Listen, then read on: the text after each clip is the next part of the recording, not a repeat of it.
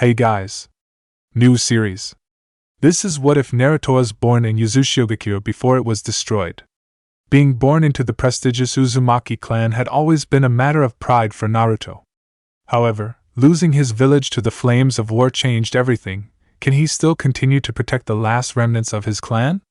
Can he find them a new home? Can he still strive for truth and peace in the chaotic ninja world? Hit like and subscribe if you like this one, and also please check the author in the description. Let's start. We are paid, that's all. We are God.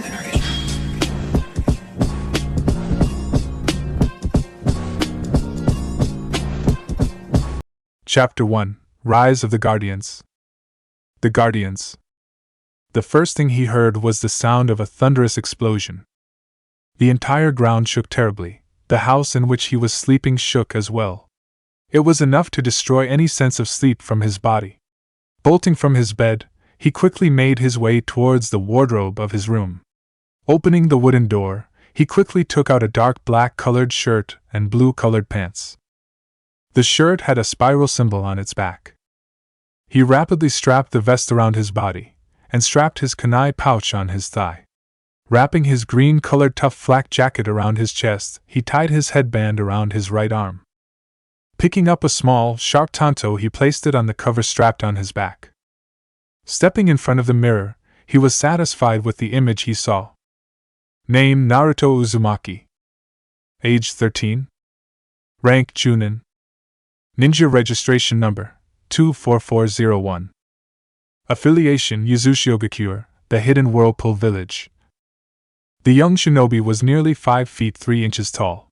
He had long, silky dark red hair. One of his eyes was concealed by a long bang. He was extremely fair and had piercing blue-colored eyes. His body sported well-built muscles. A fine black-colored face mask concealed his identity. With one last glance at his reflection, he made his way towards the window. A moment later, the apartment was empty. The young Chunin was rapidly leaping through rooftops, his sensory powers clearly pointing towards a heated battle happening near the northern border of the village. The number of fighters engaged in battle were too many to count. That could only mean that they were under attack from another major hidden village. Or several of them. Nothing could be said for certain. The Third Great Ninja War had started a few months. While Yuza had decided to stay neutral, it would be futile to deny the fact that it was on the hit list of every ninja village. After all, theirs was the technologically most advanced village. While small in size and population in comparison to the other major villages, it had ninjas that were more stronger and talented. But most of all, they had knowledge of many hidden arts that were not known to any of the villages. Particularly Fuinjutsu, sealing arts. He didn't stop even when 2 more people arrived by his side. They easily matched with his pace and started accompanying him to the battle zone. One was a short, red-haired body who had dark purple-colored eyes. He was fair-skinned and was wearing the Chunin uniform, the Yuza headband being proudly tied around his forehead. His hair were almost covering both of his eyes, and unlike Naruto, who was carrying a tanto, this boy was carrying a large scroll on his back. He had served beside this boy for the past 4 years, graduated the academy with him, was placed on the same genin team, and went on to become a Chunin with him. It was fair to say Nagato Uzumaki was one of his closest and most trusted friends. The other person was a girl. Unlike the 2 redhead boys, she had light silver-colored hair, a rare trait in a village such as theirs. She was fair-skinned and had the body of a kunoichi. Her long, silky hair were tied in a ponytail. She was also wearing a Chunin vest, with a special insignia of field medic attached to her left arm. She had an angular face, and a smile that would make many young males fall for her. Yet despite her sexy looks, 13-year-old Akino Uzumaki was a deadly kunoichi. Like Nagato, she had also graduated together with Naruto, and had been on the same genin team. The trio had been promoted together to Chunin, and had performed many successful missions in the past. Naruto, what's going on? Asked Nagato. The boy sounded quite worried. Even nervous. We're being attacked, Nagato. This should be clear enough for you, scolded Akino, clear irritation and tension visible in her eyes. Why? Our village has absented from participating in the war, argued Nagato, sounding quite confused and a hint of betrayal seeping into his voice. I don't know. I just hope Konoha sends aid as soon as possible. There are just too many enemy forces for us to repel, and what troubles me is the fact that they managed to find the location of our village. Nobody in the past 60 years were unable to even get a hint of our location, said Akino. She took a rather forceful jump in frustration, cracking one of the rooftops. Focus on the task at hand first. The time for making assumptions will come later. Both the young arguing Chunins stared at their last teammate, the one who had stayed silent till now. It was extremely hard for them to understand even now that Naruto was actually Kushina Uzumaki's son. Considering how loud, boisterous the redhead woman was, her son was an entire different person. He was kind, friendly, and deeply cared about his village and its citizens. Even went as far as calling each of them as his family. And at the same time, he was quite reserved as well. Naruto was one of their talented upcoming ninjas and had rapidly rose through the ranks due to his power. While Nagato was shy, Akino was a hothead, Naruto was the rational head of their team. Unlike his mother, he had an uncanny habit of remaining composed even in the most difficult situations. A trait which he possibly inherited from his unknown father. Maybe it was the absence of a father in the boy's life that had transformed him into the person he was today. Kushina had never revealed the identity of Naruto's father, and inside a village which greatly valued parental lineage, it directly made Naruto an outcast. Akino could still remember when Naruto was bullied on this fact by his fellow students. At first the boy was quite disturbed, but over time he stopped caring about the jabs. Instead, he decided to prove himself by becoming the strongest ninja of their village. An ambition he still followed till this day. Graduating at the top of his class, performing the maximum number of genin missions, many of them extremely dangerous, acing the Chunin tournament of their village. These were among the few notable achievements of the young boy. Yet he was not famous for these facts, but for another reputation. He never took prisoners. Their thoughts were interrupted when Naruto suddenly stopped. Wordlessly he knelt down and placed one of his fingers on the rooftop. Nagato and Akino stopped as well. It was not a defined thing, and even if they all shared the same rank, it was a mutually accepted fact that Naruto was the leader of their team. I'm sensing several enemy platoons approaching from the east side, reported Naruto, his voice still calm. Yet one look in his eye and years of staying by his side was enough for his friends to see even he was disturbed with this revelation. The Uzumaki had personally booby-trapped the entire area. I don't think they'll get through. We should focus on the north sector where the real fight is going on, suggested Akino, as Naruto shifted his gaze towards Nagato. Despite being talented, he valued the opinion of his comrades who also happened to be his best friends. I think we should check the eastern side, just to be sure, said Nagato, his voice uncertain as a bead of sweat rolled down on his pale face. I agree. Akino? Asked Naruto, his piercing blue eyes asking the unsaid question. The silver-haired girl sighed. Fine. I'll inform the Uzumaki, then we'll go check it out, agreed Akino, receiving a faint thankful smile from Naruto. One which she happily returned with a grin. A seal glowed on Nagato's right hand, as Akino bit her thumb and wrote a coded message. A moment later the mark along with the blood disappeared, leaving no trace of its existence. Done, said Nagato confidently. Nice work. Let's go with deformation, suggested Naruto calmly, receiving 2 affirmative nods from his teammates. Let's go. Naruto had an extremely worried expression on his face. Beside him, Akino and Nagato were tightly clenching their fists, their eyes burning with anger. When they had arrived on the eastern borders of their village, they had not expected the enemy forces to be on the verge of breaking through nearly all the barriers. No matter how skilled ninjas the enemy had, it would be nearly impossible for them to break through the Uzumaki defenses. It's as I feared, thought Naruto worriedly, not expressing his opinion out loud in order to keep his comrades focused. As right in front of him, he saw Matsuo Uzumaki standing ahead of the large Kuma forces, his hands slowly disabling the various traps set by his own village. Now we know why Matsuo never reported back to the village. He was captured by the enemy, said Naruto frankly, We should save him, said Nagato seriously, the boy sounding quite determined for a change. I agree. He's one of our own, the enemy has definitely placed him under a genjutsu. Otherwise he would have never done something like this, said Akino passionately. How should we do this? Asked Nagato quickly. Stand down. The two Chunin were surprised when Naruto gave that order in a painful tone. Despite his face mask concealing his face, they could see he was gritting his teeth. He was holding a sharp kunai strapped with an explosive tag in his right hand. Naruto, said Nagato worriedly. What are you thinking? Asked Akino uncertainly.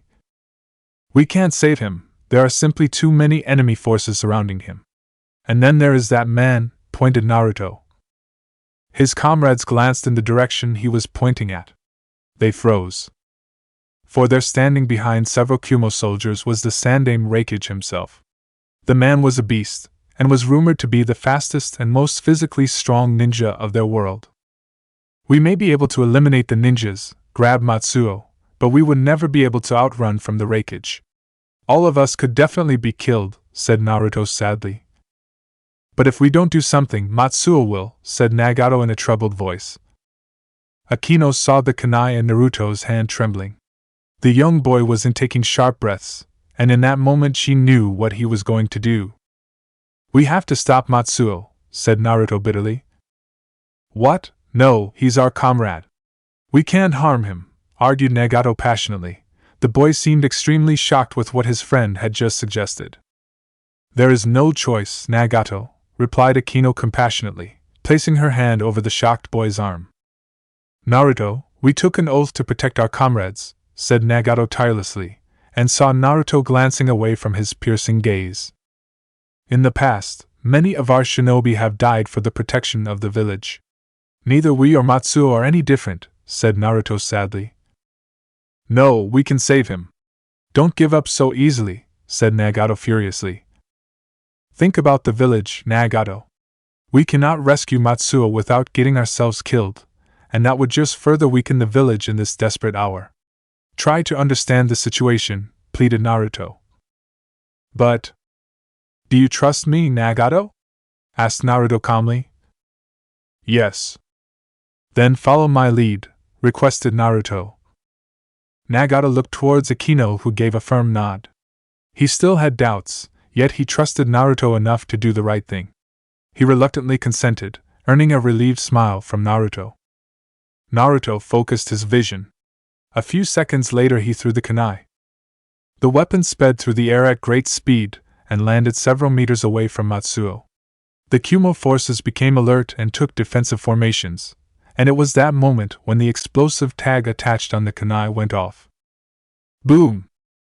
Matsuo was sent sailing away due to the shockwave released from the explosion. He crashed in the nearby bushes with a small thud.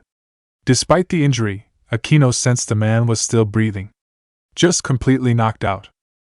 The two of them stared at Naruto, who had a satisfied smile on his face. Then the boy did something unexpected. Rising out of his cover in the trees, Naruto suddenly made himself visible to the surprised Kumo forces. The boy gave them a straight middle finger. Worthless jarheads, taunted Naruto. Akino and Nagato stared at their friend in surprise. Naruto literally grabbed them by the collar the next second and started running away. There were several angry shouts from the now enraged enemy troops who had launched themselves in hot pursuit. The three Uzuchunin smirked when the Kumo forces started getting hit by the hidden traps set by the Uzukage.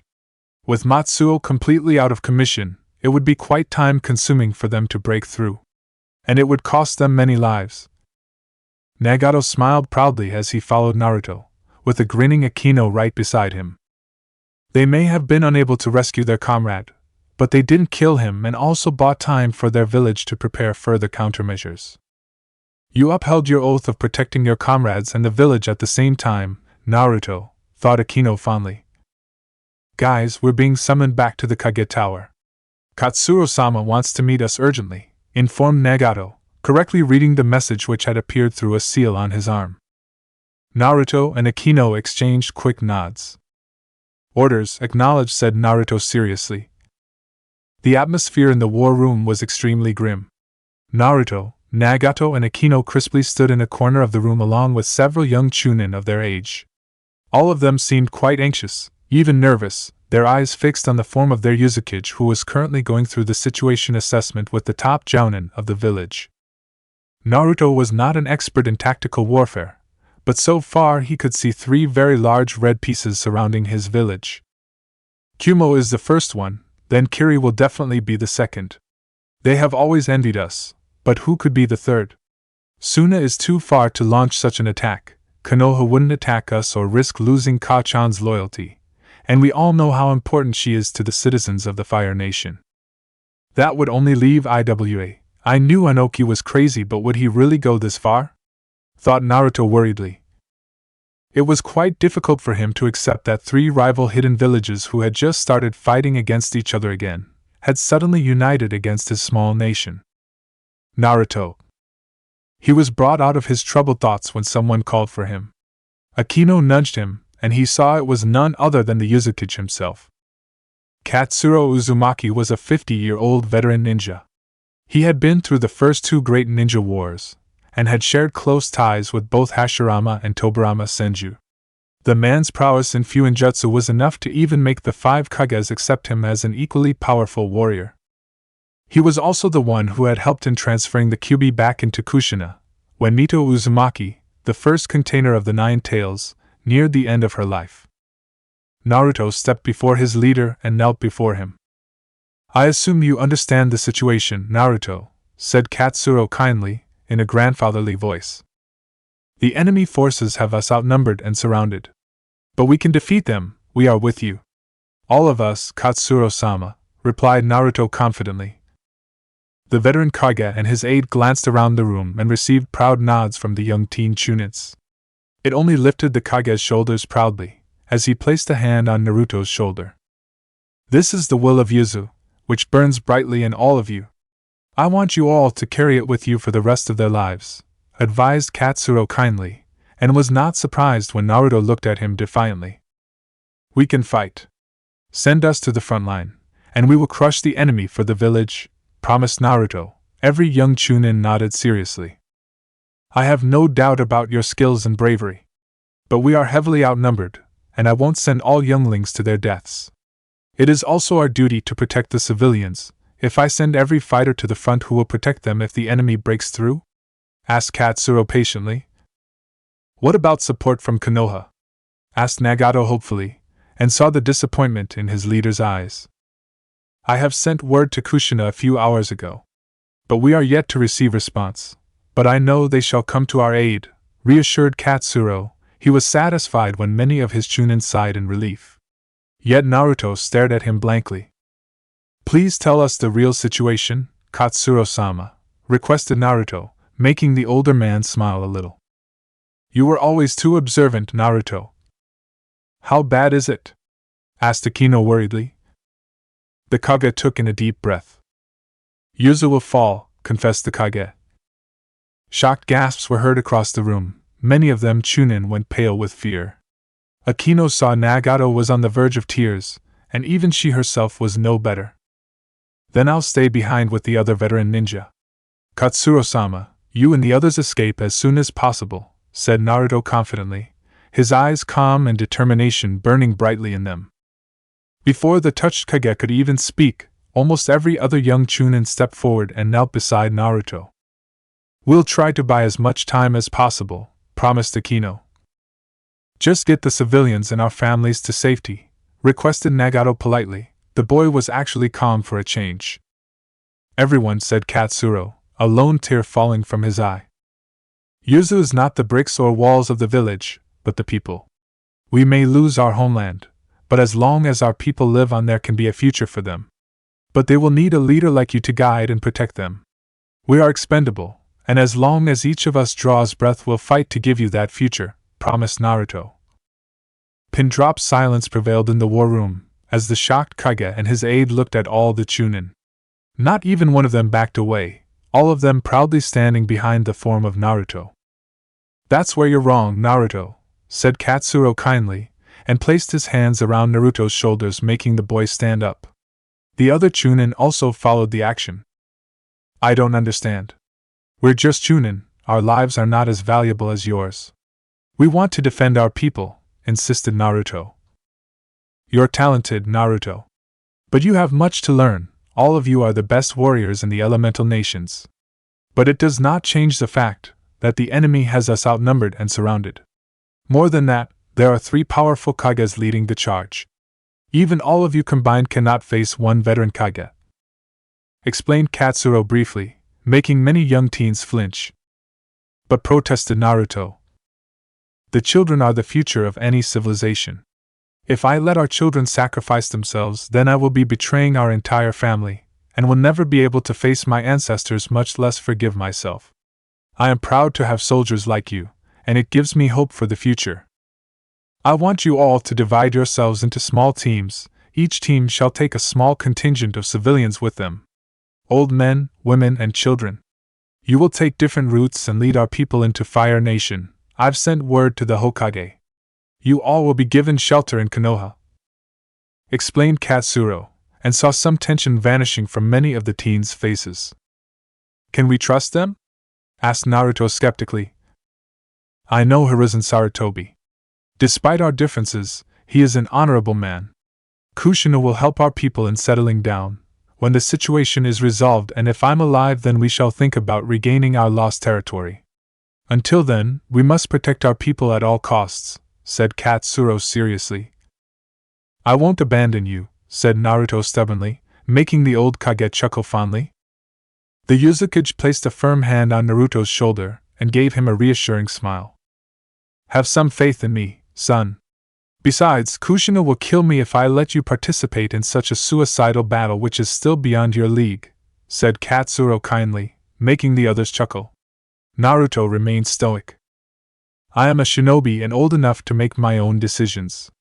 Please let me fight beside your side, pleaded Naruto. Ah, the good old rebellious teen. What interesting lives they live, thought Katsuro fondly. Try to look at the situation rationally rather than emotionally, Naruto. I'm sure you will understand, and if that is not enough to make you understand, then consider this an order from your Kage. Protect the civilians and get them to Konoha, no matter the cost, said Katsuro sternly. Naruto's fists clenched tightly, as he glared at his leader. Much to the surprise of his fellow Chunin, yet Katsuro simply smiled. I can't run away like this, said Naruto aggressively. You're not running away, Naruto. You are simply making a strategic retreat to protect the civilians. Once the situation is under control, we will take the fight back to the enemy. Don't be so eager to die, son. You're still young, your time will come, advised Katsuro patiently.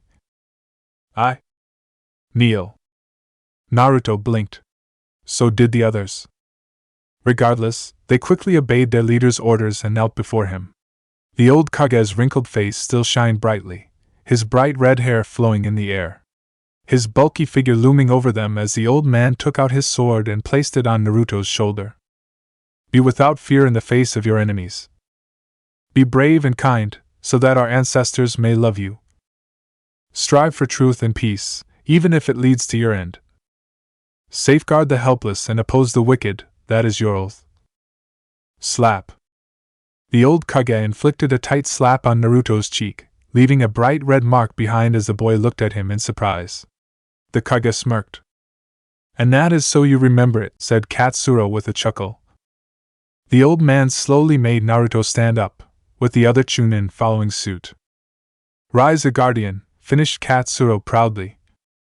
He smiled when all the Chunin gave him crisp, devoted salutes. Naruto included, even as a lone tear slipped from the boy's eyes. One of the Kage's aide gave a scroll to a curious Nagato, and soon enough the Chunin quickly started to exit the room in order to carry out their mission. Naruto, Nagato, and Akino also started to run towards the exit, when the Uzukage's voice stopped them. Turning around, they were surprised to see the Kage giving them a crisp salute. I leave the Uzumaki to you. Protect them, said Katsuro proudly. In return, the 3 youngsters shifted to attention and looked their brave Kage straight in the eye. We will. Naruto stared at the burning form of his dear village, and the hundreds of enemy fighters pouring inside his home. Beside him Nagato had tears in his eyes, while Akino and a few other Chunin had their fists clenched, anger and sadness burning in their eyes. He blinked away the tears that threatened to spill from his eyes. Taking a deep breath and remembering his oath he made to Katsuro, he turned towards his ninjas and the nearly 250 civilians whom they were assigned to protect and transport to Konoha. Many of them were crying, several were trembling with fear and anxiety, some were just sitting defeatedly waiting for death. All of them were surprised when Naruto stepped forward, his young, determined eyes staring right into their defeated gazes.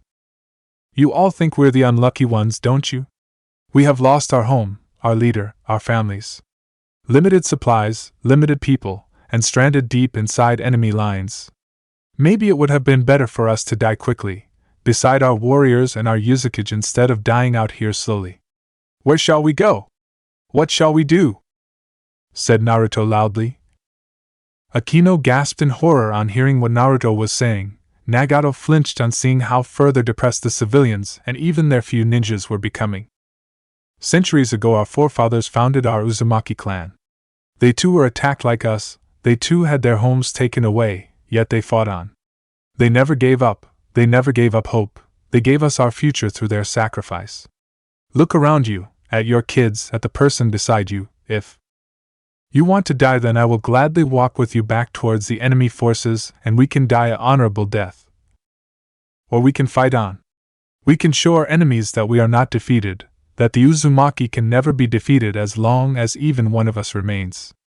On the memory of our ancestors, our beloved Kage, our martyred friends and families, I, Naruto Uzumaki, pledge to find us a new home," declared Naruto. The young Chunin looked his people in the eye, and walked between them. "The journey won't be easy, we shall face many hardships, but we will rebuild our home, our family. We will not give up," said Naruto proudly. The boy stood at attention and gave a crisp salute to his people. "So say we all." Akino and Nagato stepped beside Naruto, stood beside their friend shoulder to shoulder and saluted their people. "So say we all." The remaining ninjas rallied behind Naruto one after another, and yelled in proud, determined voices. The civilians also rose back to their feet and proudly looked at their new leader. "So say we all. So say we all. So say we all. So say we all." The Uzumaki Chronicles had just begun. Chapter 2: The Price of Greatness. The Price of Greatness. Akino sat atop a branch of a tall tree, her gaze fixed between the perimeter they had created and her group of civilians as well as few remaining Uzu ninjas.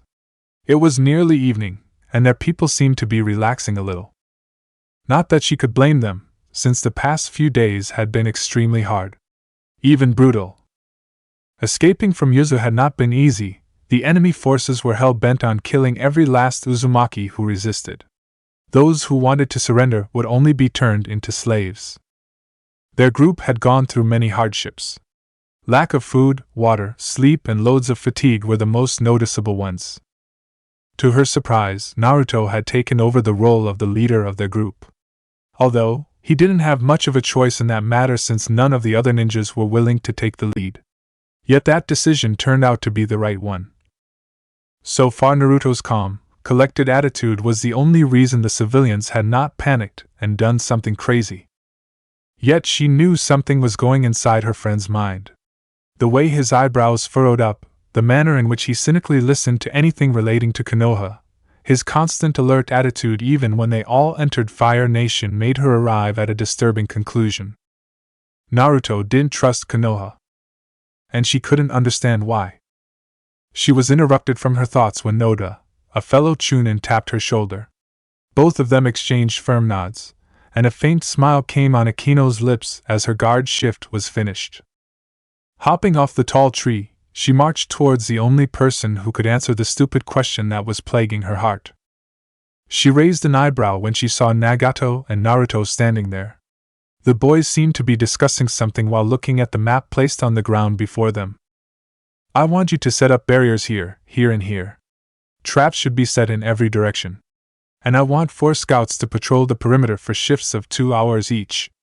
Then the next group will take watch. Can you make that happen, Nagato?" asked Naruto seriously. Yeah, I can.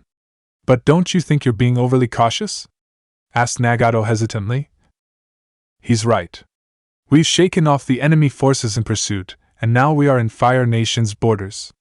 We're safe for the moment, chimed Akino, as she arrived beside her two comrades. Don't be naive, Akino. We'll never be safe, said Naruto harshly, his stone-cold eyes staring into her own. The Uzumaki said that he has already sent word to the Hokage. We have argued, Nagato. Katsuro-sama is dead. And dead men have no rights, said Naruto flatly, making his two friends flinch. How can you say that?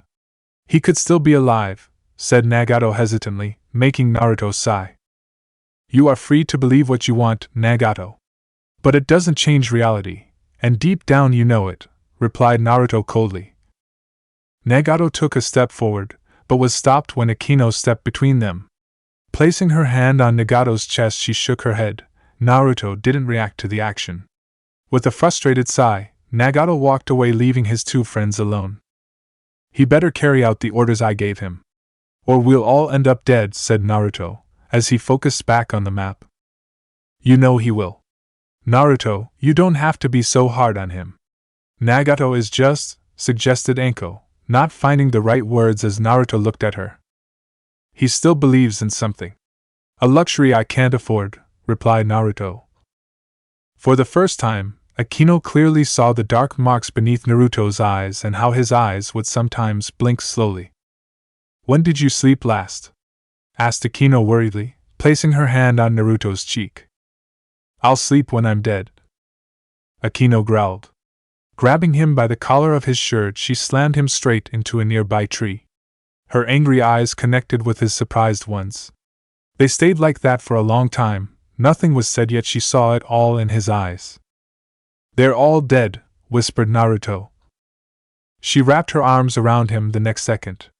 Her tears had long since dried up, yet the sadness remained everlasting in her heart. And Akino knew the boy in her arms felt the same feeling. She was relieved when he hesitantly hugged her back.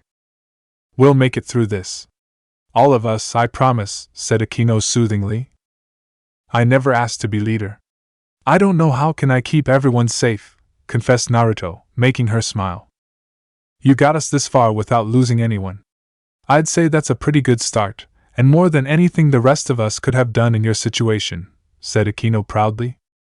Naruto leaned back and looked the silver-haired girl straight in the eye. He grasped her cheeks with his hands, and spoke in a soft voice. We shouldn't go to Konoha, said Naruto hesitantly. Why? Asked Akino patiently. I can't give you a solid reason. I've got this feeling in my gut, please Akino. You have to trust me, requested Naruto, as she caressed his cheek. I do trust you. But where can we go if not Konoha? Anywhere but there. Akino smiled. It's about her, isn't it? Asked the silver-haired girl, making Naruto look away. There is that too. But this is not just about her. We can't trust Konoha. Where the hell were they when our village was attacked? Why didn't they send help when we called? Why did Kushina ignore our SOS? The answer is simple, they didn't bother, said Naruto harshly. You don't know that. And your mother will never abandon you to die, insisted Akino, as Naruto laughed. Like she didn't abandon me my entire life? Akino grimaced. No matter what she wanted to say, it could never change the fact that despite having parents, Naruto grew up as an orphan. She had heard the story of a young Kushina leaving her infant son in Yuzu. The Uzumaki was the one who looked after Naruto, and the villagers were at the most cordial towards Naruto. He had been alone from the start. There would be regular letters from Kushina, which Naruto replied to at first. But on realizing that his mother was never going to visit him, he just stopped. From then on, he made his own way. Learning everything on his own, becoming a ninja, a strong fighter. But in doing all that, he stopped becoming less and less attached with people. Even now, he wanted to protect their surviving clan members because it was a mission and he cared about them to some extent. But he barely knew even a handful of them. Naruto only trusted very few people, and fortunately she was one of them. But he didn't trust a mother who was never there, because for all he knew Kushina could not even be his mother. And it would be a cold day in hell before he trusted Konoha. The village that was at least partially responsible for his messed up life, the one that took his mother away, and the nation that definitely turned its back when Yuzu needed them most. But they had nowhere else to go. And it made her realize something. "You're not coming to Konoha, are you?" asked Akino knowingly, making him smile a little. "You know me," replied Naruto with a shrug. "Naruto. I'll get the civilians to Konoha and complete my mission. Then I'll leave," confessed Naruto. "And go where?" asked Akino irritatedly. "Anywhere but Konoha. The world is a large place. I'm sure I'll find my spot," said Naruto coolly. "There is a world war going on, Naruto," argued Akino, and was surprised on seeing his determined gaze. "I am a loyal ninja of Uzumaki. I would rather die than swear my loyalty to any other village, not even Konoha. And I have my own goal," said Naruto confidently. "What is that?" "I want to recreate Yuzu," said Naruto proudly. Akino was shocked. It had taken the entirety of the Uzumaki clan to create their village, and that was too before the shinobi nations were formed. And now there were barely a few hundred of them left, out of which barely 50 were ninjas. How could he possibly even dream of such an impossible thing? "It's impossible," said Akino in disbelief. "So you say. But I will prove you wrong," replied Naruto stubbornly. "There can be no peace in this war-torn world, Naruto," said Akino sadly, and took a step back when she saw a dangerous fire burning in his eyes. Nagato, who had been silently listening to the conversation from his cover behind a tree, was also intrigued by the determination that was present in Naruto's eyes. "To stop this fighting, I'll become the god of this world." With those words, Naruto picked up his tanto and started walking away. "Nagato, stop hiding. Grieving and crying won't change anything. The only thing we need to accomplish our desires is power," said Naruto harshly. Akino was stunned. She could not even say a word when Nagato emerged from his hiding spot and quickly joined Naruto. The two boys exchanged firm nods and turned towards their female teammate. "We're going to scout the eastern route. Can you keep things under control until we return?" asked Naruto seriously. "Nakamura and Toto's groups were going to meet us there. We'll check if they are there or not," said Nagato, getting a nod in return. "All right. Be careful, you two." She only received two cocky smirks in return. Nagato had been silently following his friend for the past half an hour. Neither of them had said anything to each other, and the only sound that was made was the occasional thunk when their feet connected with the branches as both of them hopped from tree to tree. Konoha had also entered the Third Great Ninja War. As such, most of their shinobi were on the front lines. Thankfully, it only allowed the Uzumaki to move a little freely. At least according to Naruto. "Did you really mean it?" asked Nagato, making his masked friend look back. "Yes." Nagato smirked. It was just like Naruto to answer questions like these with minimum words. "How will you bring peace for all of us, which Katsuro-sama wanted?" asked Nagato curiously. "I don't know how as of yet, Nagato. But I believe that if I give it my all, then it can be achieved. I just have to believe in it." "What about you?" questioned Naruto. "You're my best friend, Naruto. We've had each other's backs for as long as I remember. If you believe that going to Konoha is not the right choice, then I'll follow you wherever you go," said Nagato contentedly. "Just like that?" said Naruto curiously, making Nagato give him a cheeky smile. "I'm the only one who can keep up with your stick-up-your-ass attitude," deadpan Nagato. His friend smiled a little. "Ass." Nagato smiled on hearing that remark, knowing it was said with affection. As they continued their journey, he heard something which Naruto rarely said to anyone. "I'm lucky to have friends like you." A wide smile came on Nagato's face as he stepped beside Naruto. None of them said another word, and silently continued their journey, knowing how precious they were to each other. Having fought for the same nation, been on the same team, saved each other's lives, held each other in dire moments, butted heads over simple things, and gone through the same pain. However, the smile disappeared from the boy's face when he sensed something disturbing. Frantically, He activated the seal on his arm and was alarmed when he didn't get any response in return. Naruto, warned Nagato. I know, replied Naruto tersely. The two of them madly dashed towards the rendezvous location where they were supposed to meet with the remaining two group of survivors who had escaped from Yuzu. Nagato stopped dead in his tracks, his eyes widened as a shocked gasp escaped from his lips. No, no, no, repeated Naruto in a panicked voice, completely losing his calm demeanor which he had managed to maintain till now. Both of them painfully stared at the bodies of nearly 400 clansmen of theirs. The entire Uzumaki camp was on fire, with bodies scattered everywhere. The green grass had turned blood red, trees and bushes destroyed by the heavy fighting. Weapons lay scattered everywhere, with some still being held by their former users. Naruto quickly rushed towards the right side, Nagato followed him. Together they came across Nakamura, who was barely breathing. Nagato, first aid, said Naruto quickly, as Nagato took out his pouch while his friend knelt down to take the injured young Chunin in his arms. Save it, Naruto.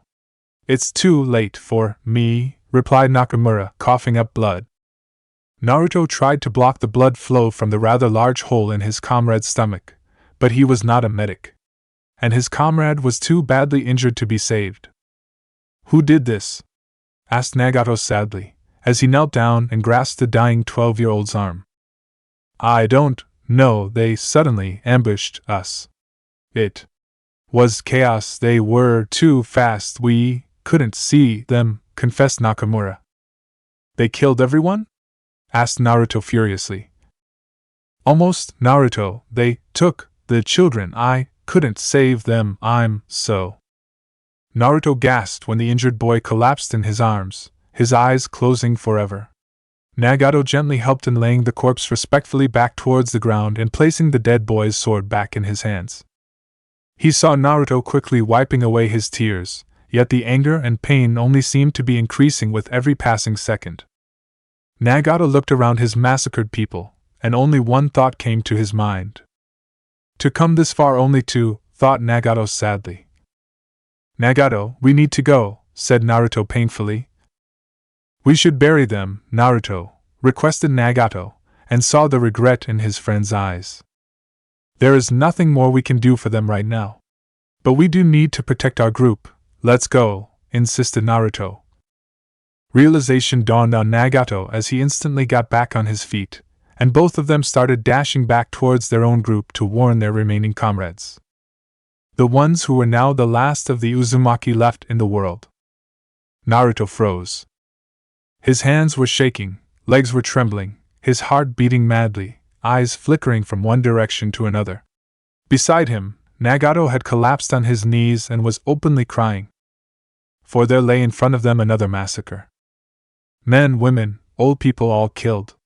The same devastation that had rained down on the previous Uzumaki groups had occurred to their own people. Someone had systematically attacked them, wiping out every Yuzu ninja brutally. And there was no sign of Akino anywhere, along with the children of their camp. Naruto quickly took out his tanto, deflecting a hail of sharp kunai that would have killed him and Nagato. His last friend quickly took position behind Naruto's back, his eyes now sharply scanning their surroundings. To their shock, they saw human shadows emerge from every direction. Why didn't we sense them? Asked Nagato worriedly. The only one skilled enough to evade our sensory powers could be, Anbu, said Naruto darkly.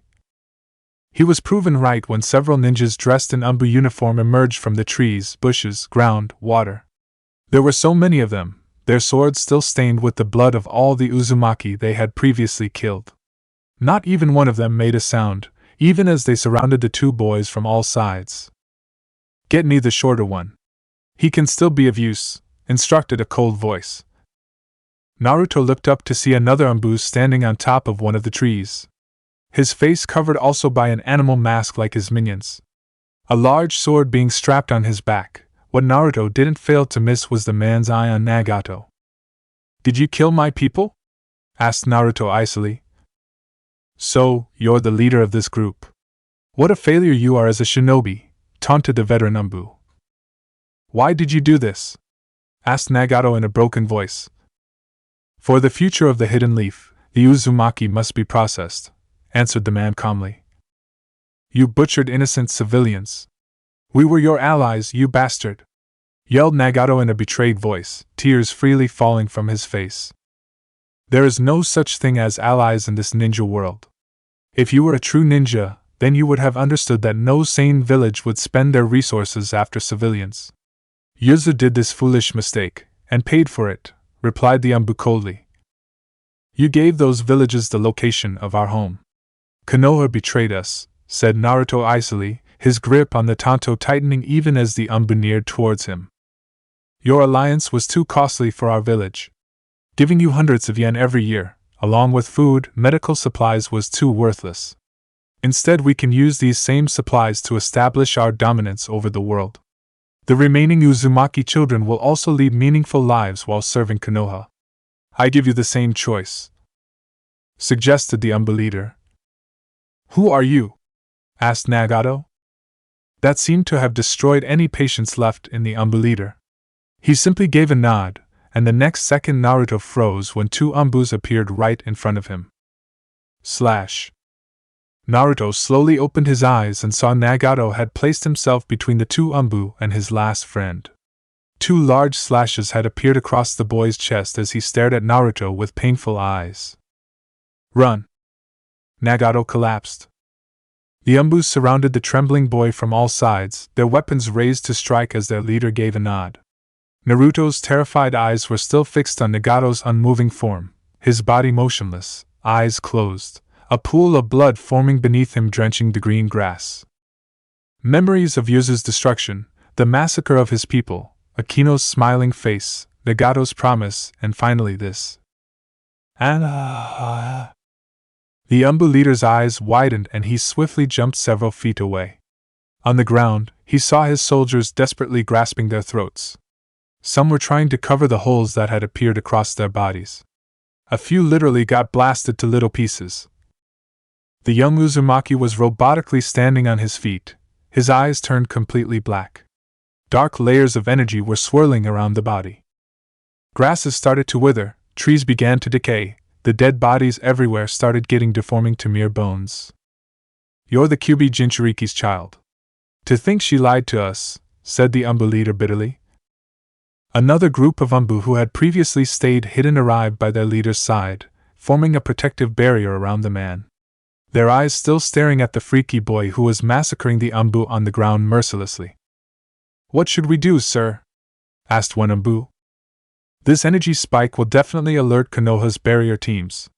The Hokage will have his best men on the way. Immediately go to Phase 2. Instructed the Umbu leader. What should we do about the boy? Asked the young Umbu again. Leave him. We don't know any possible countermeasures to be used against a Meitun, Dark Release, user, nor do we have the time to find out. Besides, he seems to have no control over his powers and is lashing out like a cornered animal. We'll retreat for now, and capture him next time. He will be a valuable asset to our village.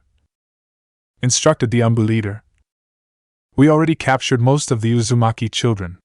The rest of the people were simply of no use to us, said the Umbu leader.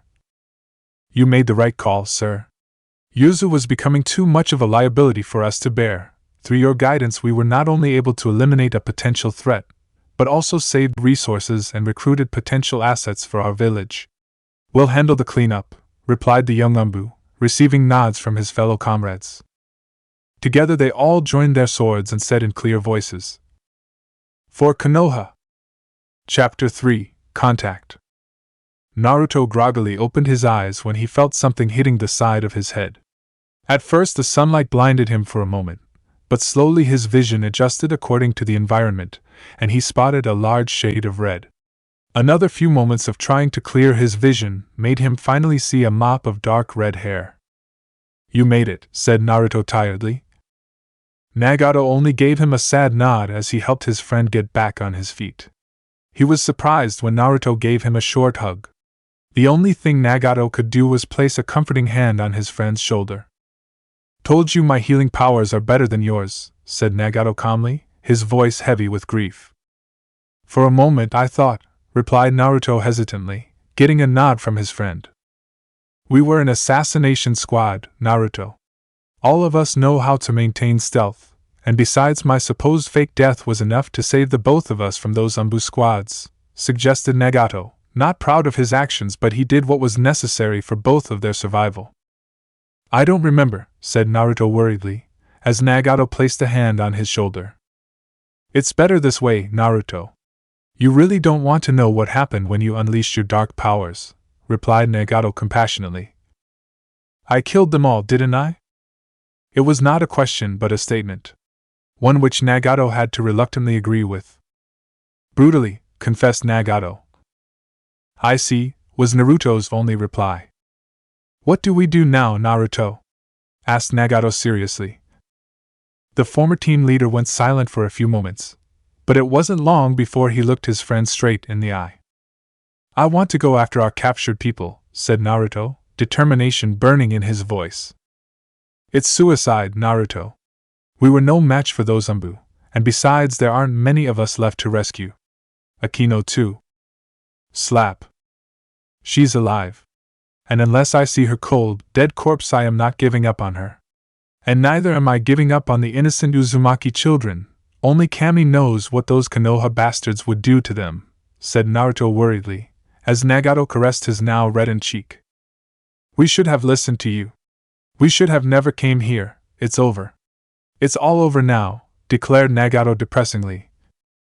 It isn't over until I say it's over, yelled Naruto furiously.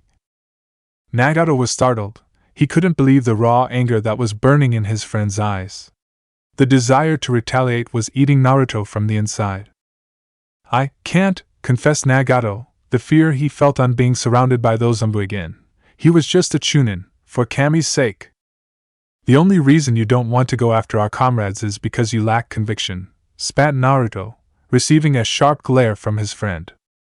And the only reason I couldn't keep them safe in the first place was because I was weak, confessed Naruto, reducing the glare Nagato was giving him. We'll die, Naruto, said Nagato hesitantly. Maybe. Why are you so damn stubborn? Asked Nagato bitterly, and saw Naruto turn away from him. Because Akino and those few remaining children are the only reason left for me to exist. My parents abandoned me, but the Uzumaki are the only family I have left. And I will do anything to protect them, said Naruto in a heavy voice, and Nagato was not sure, but he saw a small tear fall from the usually calm Naruto's eye. What if you fail? Questioned Nagato. Then I'll just die. But until then, I will keep on fighting. Because I am a warrior, not a sheep. And with those words, Naruto took off, leaving a stunned Nagato behind. Naruto furiously leapt through the unending forests of Fire Nation. A smirk came on his face as he spotted another person arriving beside him. And he looked quite displeased. Took you long enough, scolded Naruto, receiving a mock glare from Nagato. You're crazy, said Nagato mildly, making his friend smirk. Wouldn't be the first time. Somehow, that made Nagato smile a little. So, what's the plan? How will we find out where they have taken our people? Or do you just plan to roam aimlessly until you stumble upon a trail? Asked Nagato irritatedly, since he had to run quite a few miles to catch up with his friend and team leader.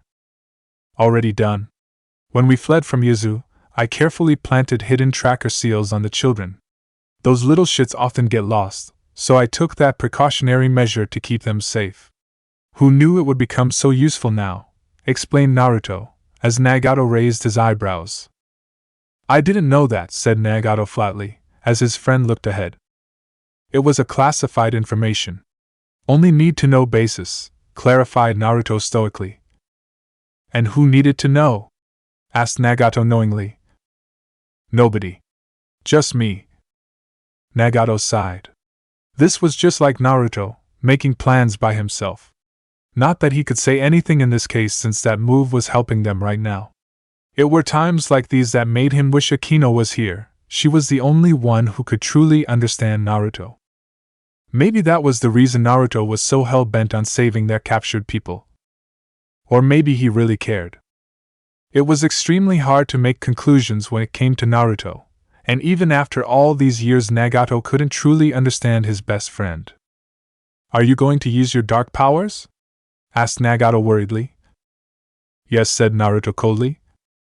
But you can't fully control them, said Nagato worriedly. Katsuro-sama was always teaching me new tricks to use my power for good. I haven't mastered them, but it should be enough to help us in a fight, said Naruto confidently.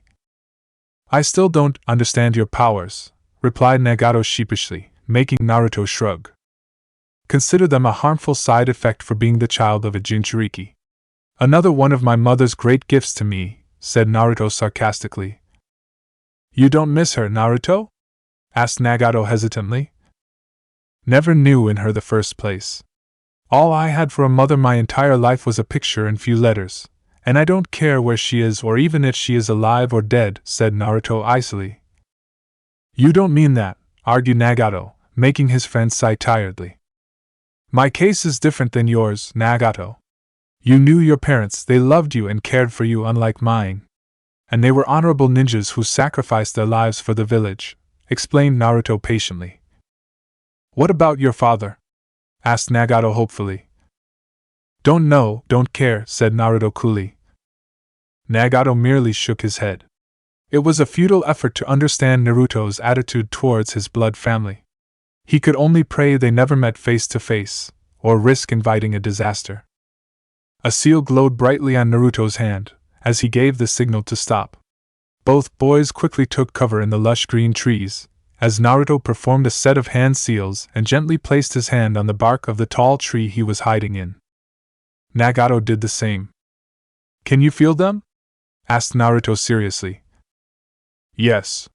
They're close, possibly underground, confirmed Nagato. Appears to be a large enemy base. Several mazes, we'll have to use our sensory powers at all times or risk getting lost, suggested Nagato. You're right. We do this quietly or risk getting ambushed again. Agreed? Questioned Naruto. Agreed, replied Nagato. Bring out SG, instructed Naruto, still keeping his eyes closed. His senses honed towards the nearby enemy base. Nagato wordlessly brought forward the large scroll on his back, performed a few hand seals, and opened it by spreading a small amount of his own blood on the scroll's surface. Naruto quickly joined by his side, as both boys started gearing up. They were ambushed previously by hunters a few hours ago, and now it was time for the hunter to be hunted. Nagato felt quite nervous. While it was not the first time he was doing something like this, it still made him feel a little uneasy. The reason for this was his entire body being invisible to the naked eye. Well, not entirely. Darkamanto, dark cloak. As soon as Naruto had whispered those words, the light around them had dimmed completely. Even the bright sun shining in the sky was not able to cast its light on the two boys, as the shadows of darkness had completely enveloped them. He saw Naruto concentrating deeply in order to solidify his mysterious jutsu, and it was costing his friend a lot of energy, both physically and mentally. The Uzumaki had once told Nagato and Akino that their teammate was perhaps the most darkest ninja in the world. Not because of his personality, but due to his powers. Meitun, Dark Release. A power which was yet to be understood by their world. Possibly Naruto was the first to wield it. Kushina Uzumaki, who was Naruto's mother, was also the Nine Tails Jinchuriki. While she never revealed the name of Naruto's father, she did reveal an incident when the Nine Tails seal almost broke. During one of her vacations, she was on a holiday with her supposed lover. The Kumo shinobi had tried to capture her again, and this had made her quite angry, as she had suffered a similar attempt when she was a child. She had remembered how helpless she had been, and how badly the Kumo ninja had treated her.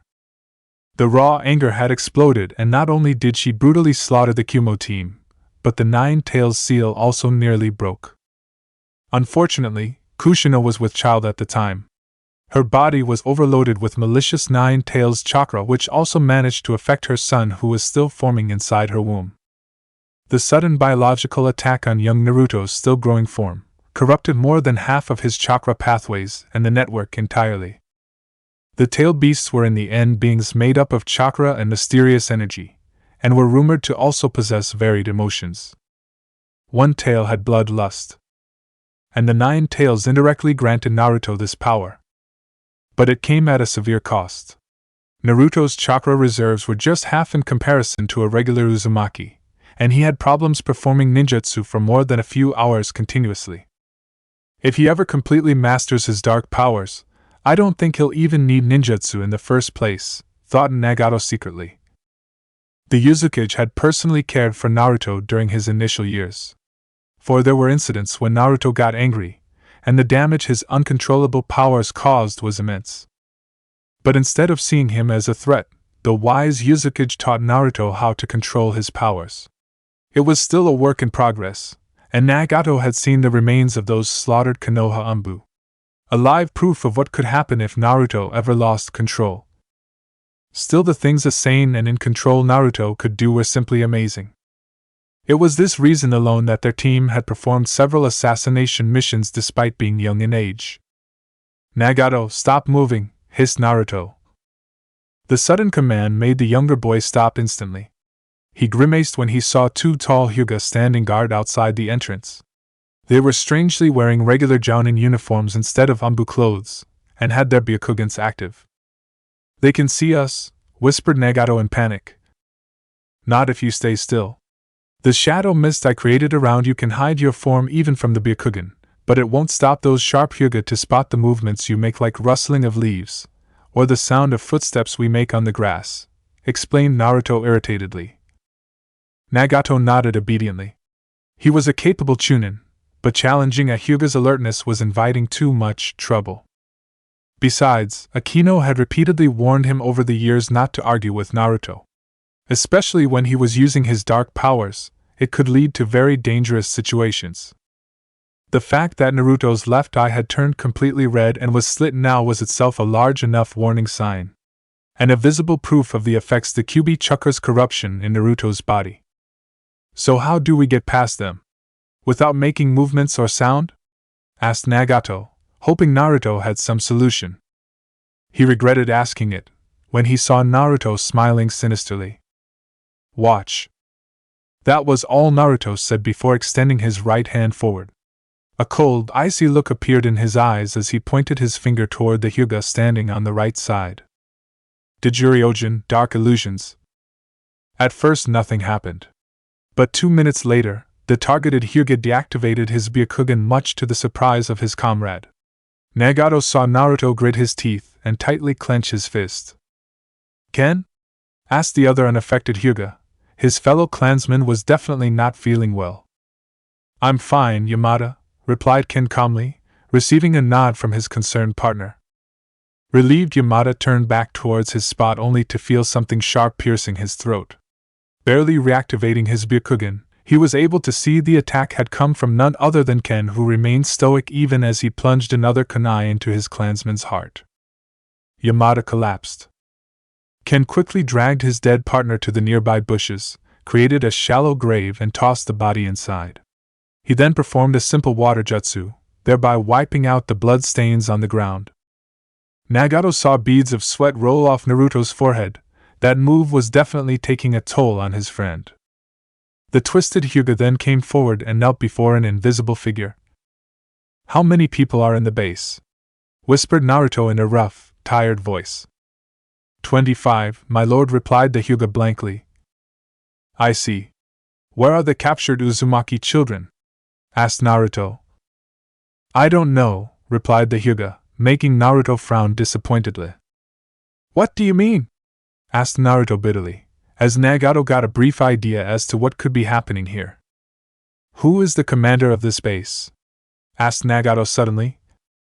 The Hyuga stared blankly into nothingness but didn't give any answer. Nagato looked towards Naruto. Answer him, slave, commanded Naruto. Yes, master. This is not a base, but a private research laboratory of Konoha. Its current head is Orochimaru, confessed the Hyuga. Nagato, have you ever heard of a ninja with this name? Asked Naruto seriously. No. He must be a rising ninja. Which rank does this Orochimaru hold?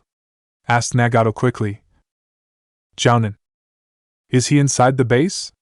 Asked Naruto darkly. If this Orochimaru had even harmed a single hair of his clansmen, then his fate would be even worse. Not at the moment. But he will be here soon, said the Hyuga honestly. Very well. Go back to your post and act normal, commanded Naruto. The Hyuga nodded and went away quickly.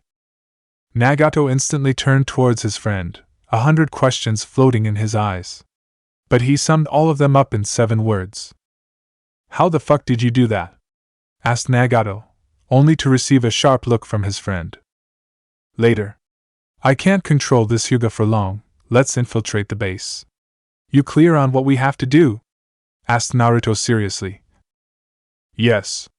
Noise discipline is necessary, agreed Nagato, as a grin came on his friend's face which actually made him look more scary than reassuring. Let's kick them in the balls. Naruto swiftly ran through the dark corridors of the base, with Nagato just a few steps behind him. Even he had to admit, whomever built this place had quite creepy tastes and was fond of puzzles. If not for his sensory powers, he doubted he would ever be able to get to his captured comrades without getting lost. And he had to finish his objectives in a limited time window, without getting caught. Pretty tall order for a Chunin present deep inside enemy lines. But he had to do it regardless of the odds. Leaving comrades behind was not his way of working, especially not innocent children. And he would rather face damnation to hell than let a Kino rot in such a creepy place full of Konoha scum. He saw a young female dressed in a lab coat exit from one of the rooms, her expression cold and uncaring. Without hesitating, the Yuzu Chunin who was leaning from the ceiling hidden by dark shadows lurched down. Naruto's small, sharp tanto pierced through the woman's throat, thereby suppressing any scream she could have made. Nagato had already made his move, and before the woman or the erupting blood from her body could hit the ground, the younger Uzumaki sealed her body and the red liquid inside a scroll. The sealed scroll was now tightly placed back in a bag which Nagato was carrying on his back. The entire ordeal was over before it even began, with no trace left of the woman or how swiftly she was assassinated. Naruto turned towards his partner and communicated his intended message through practiced hand signals. My shadow cloaks will only last for an hour or less. The jutsu cast on the Hyuga not more than 45 minutes. We need to speed up, conveyed Naruto silently. Understood. Maybe you should have killed the last Hyuga guard, suggested Nagato, through his own hand signs. No guards protecting the base would have raised instant suspicion if some Konoha ninja or Orochimaru stumbled across. Had to play safe, suggested Naruto. Then let's make it count fast, replied Nagato. Agreed. As they moved through the base, they spotted various labs equipped with state-of-the-art machinery and several pods. It only made the two Yuzu Chunin further worried about the fate of their people. Yet they had come too far to turn back now. Naruto quickly raised his hand when they came across a room. Nagato instantly took up position on the opposite side. Take out the mute charge, we finish them all in 10 seconds, instructed Naruto, his hand signs making his friend understand the plan. Nagato nodded, taking out a special seal from his pouch. He strapped it on the metal door. Inside the room they could feel at least 20 human signatures, mostly civilian with few possessing chakra. The seal glowed for a second as Nagato gave a thumbs up to his teammate. The mute charge was one of the latest developments of the Uzumaki war machine. It was capable enough to prevent any sound waves to exit across 100 yards from where it was placed. Naruto gave a chakra-powered kick to the door. Nagato followed the move by tossing several smoke bombs inside simultaneously. Still concealed in their shadow cloaks, the boys stealthily entered the room and took up position by the only door that provided exit outside. As expected, the scientists, now surrounded by smoke, quickly ran towards the exit, where Naruto lay waiting for them with a sharp tanto. Slash. Nagato didn't hesitate for a slightest moment this time as Naruto started mercilessly killing every person that approached towards him. The older Uzumaki, still concealed in the shadows, started brutally murdering the people, his short tanto moving in a mesmerizing dance. Showers of blood and severed heads erupted. The people screamed, but nobody heard their terrified voices. It was as if sound itself had been sucked out into vacuum, and more horrifying was the fact that something invisible was slicing them up one by one. Nagato was slowly following behind Naruto, sealing up the dead bodies and blood stains across the floor and the walls. while also watching his friends back, not that he needed to because most of these people were simple scientists, and a few guards. All of whom met a gruesome end by Naruto's tanto, except for one which the boy was now holding by the throat. Somehow that sick scene made Nagato smile. There was nothing in the world which was more interesting than watching a man being held in the air by an invisible force. "Where are the children and Akino?" asked Naruto darkly. "Who are hhhh?" The man screamed when Naruto jammed a sharp kunai straight through his balls. "I ask the questions, you answer? Where are they?" asked Naruto bitterly. The bleeding scientist pointed a shaky finger towards a set of stairs inside the room that were descending below. Nagato had to restrain himself from ending this sick man. "Are there any other escape routes apart from the main entrance? Don't lie or the next sharp weapon goes through your neck," warned Naruto. "There's a secret exit inside the main lab. Below, on the far right corner," whispered the scientist. "Good," commended Naruto. "Please let me go. I have kids," pleaded the middle-aged man. "So are those children whom you are experimenting upon just expendable? Nagato, will you do the honors?" asked Naruto distastefully.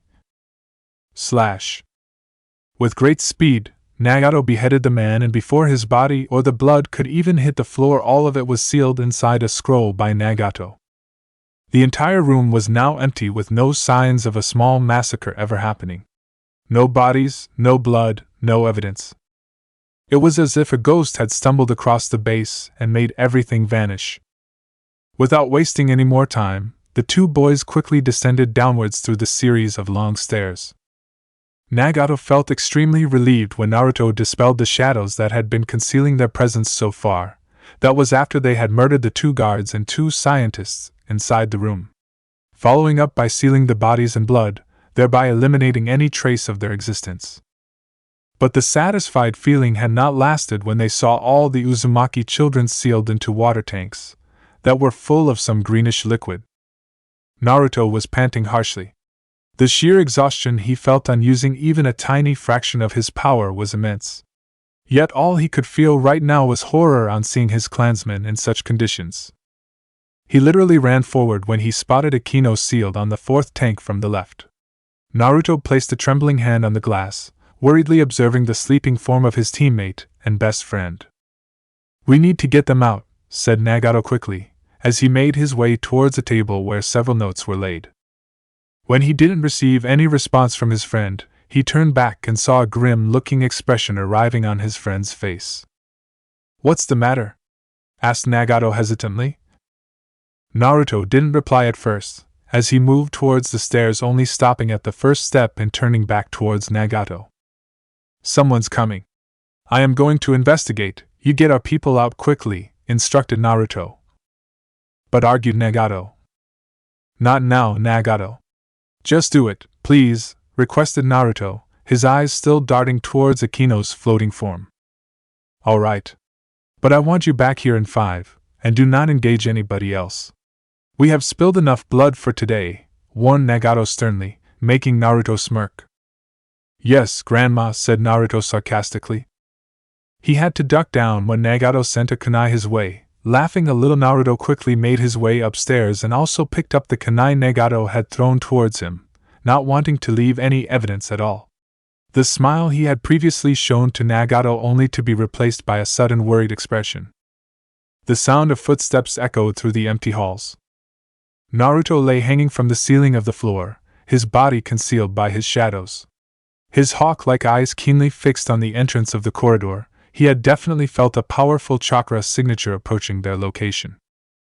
And judging from the rapid manner in which it was closing down on their position, only left one possibility. They had been exposed. Naruto couldn't understand how that could happen, nor did he have time to think about the loophole. His thoughts were disrupted when a tall person emerged from the shadows. Before the person could even set foot on the trap Naruto had set, he stopped. A sinister chuckle escaped from the person's lips, as a pair of sinister-looking eyes opened up in the darkness of the corridor. "Kukuku, I know you're there." Chapter 4, Lost Innocence. Orochimaru cautiously observed his surroundings for any sign of movement or hearing of sound.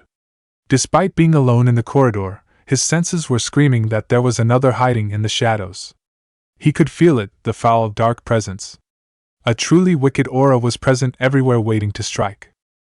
He had even taunted the invisible enemy hoping to get a response, but received none in return. So, they have brains as well.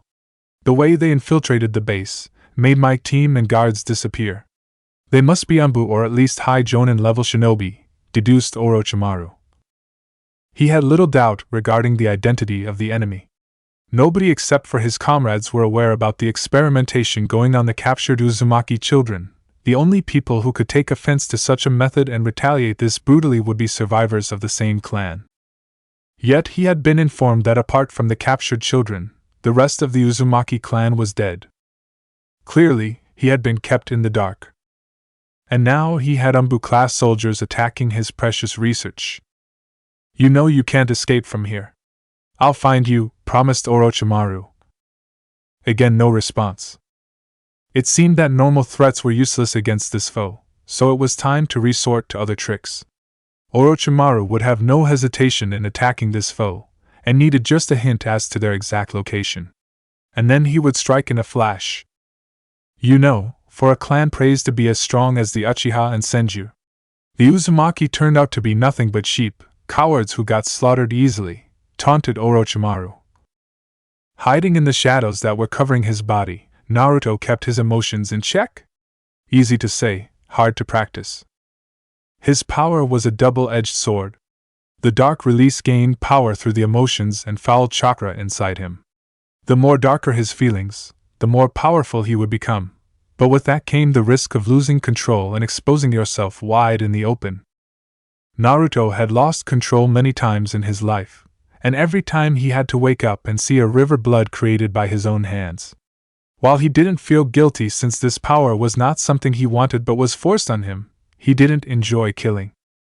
Yet he did that dark act for the sake of his village and clan. One of whom was completely gone, and the other was barely left. Contrary to popular beliefs, he did feel emotions. Happiness, anger, sadness, fury, and worst of all, hatred. But unlike others, he didn't have the liberty to express them freely. It was not a choice but a necessity. His special power did grant him an unnatural advantage, but were also the cause for his miserable, isolated life. Despite that, he hadn't wasted much time of his life on cursing fate.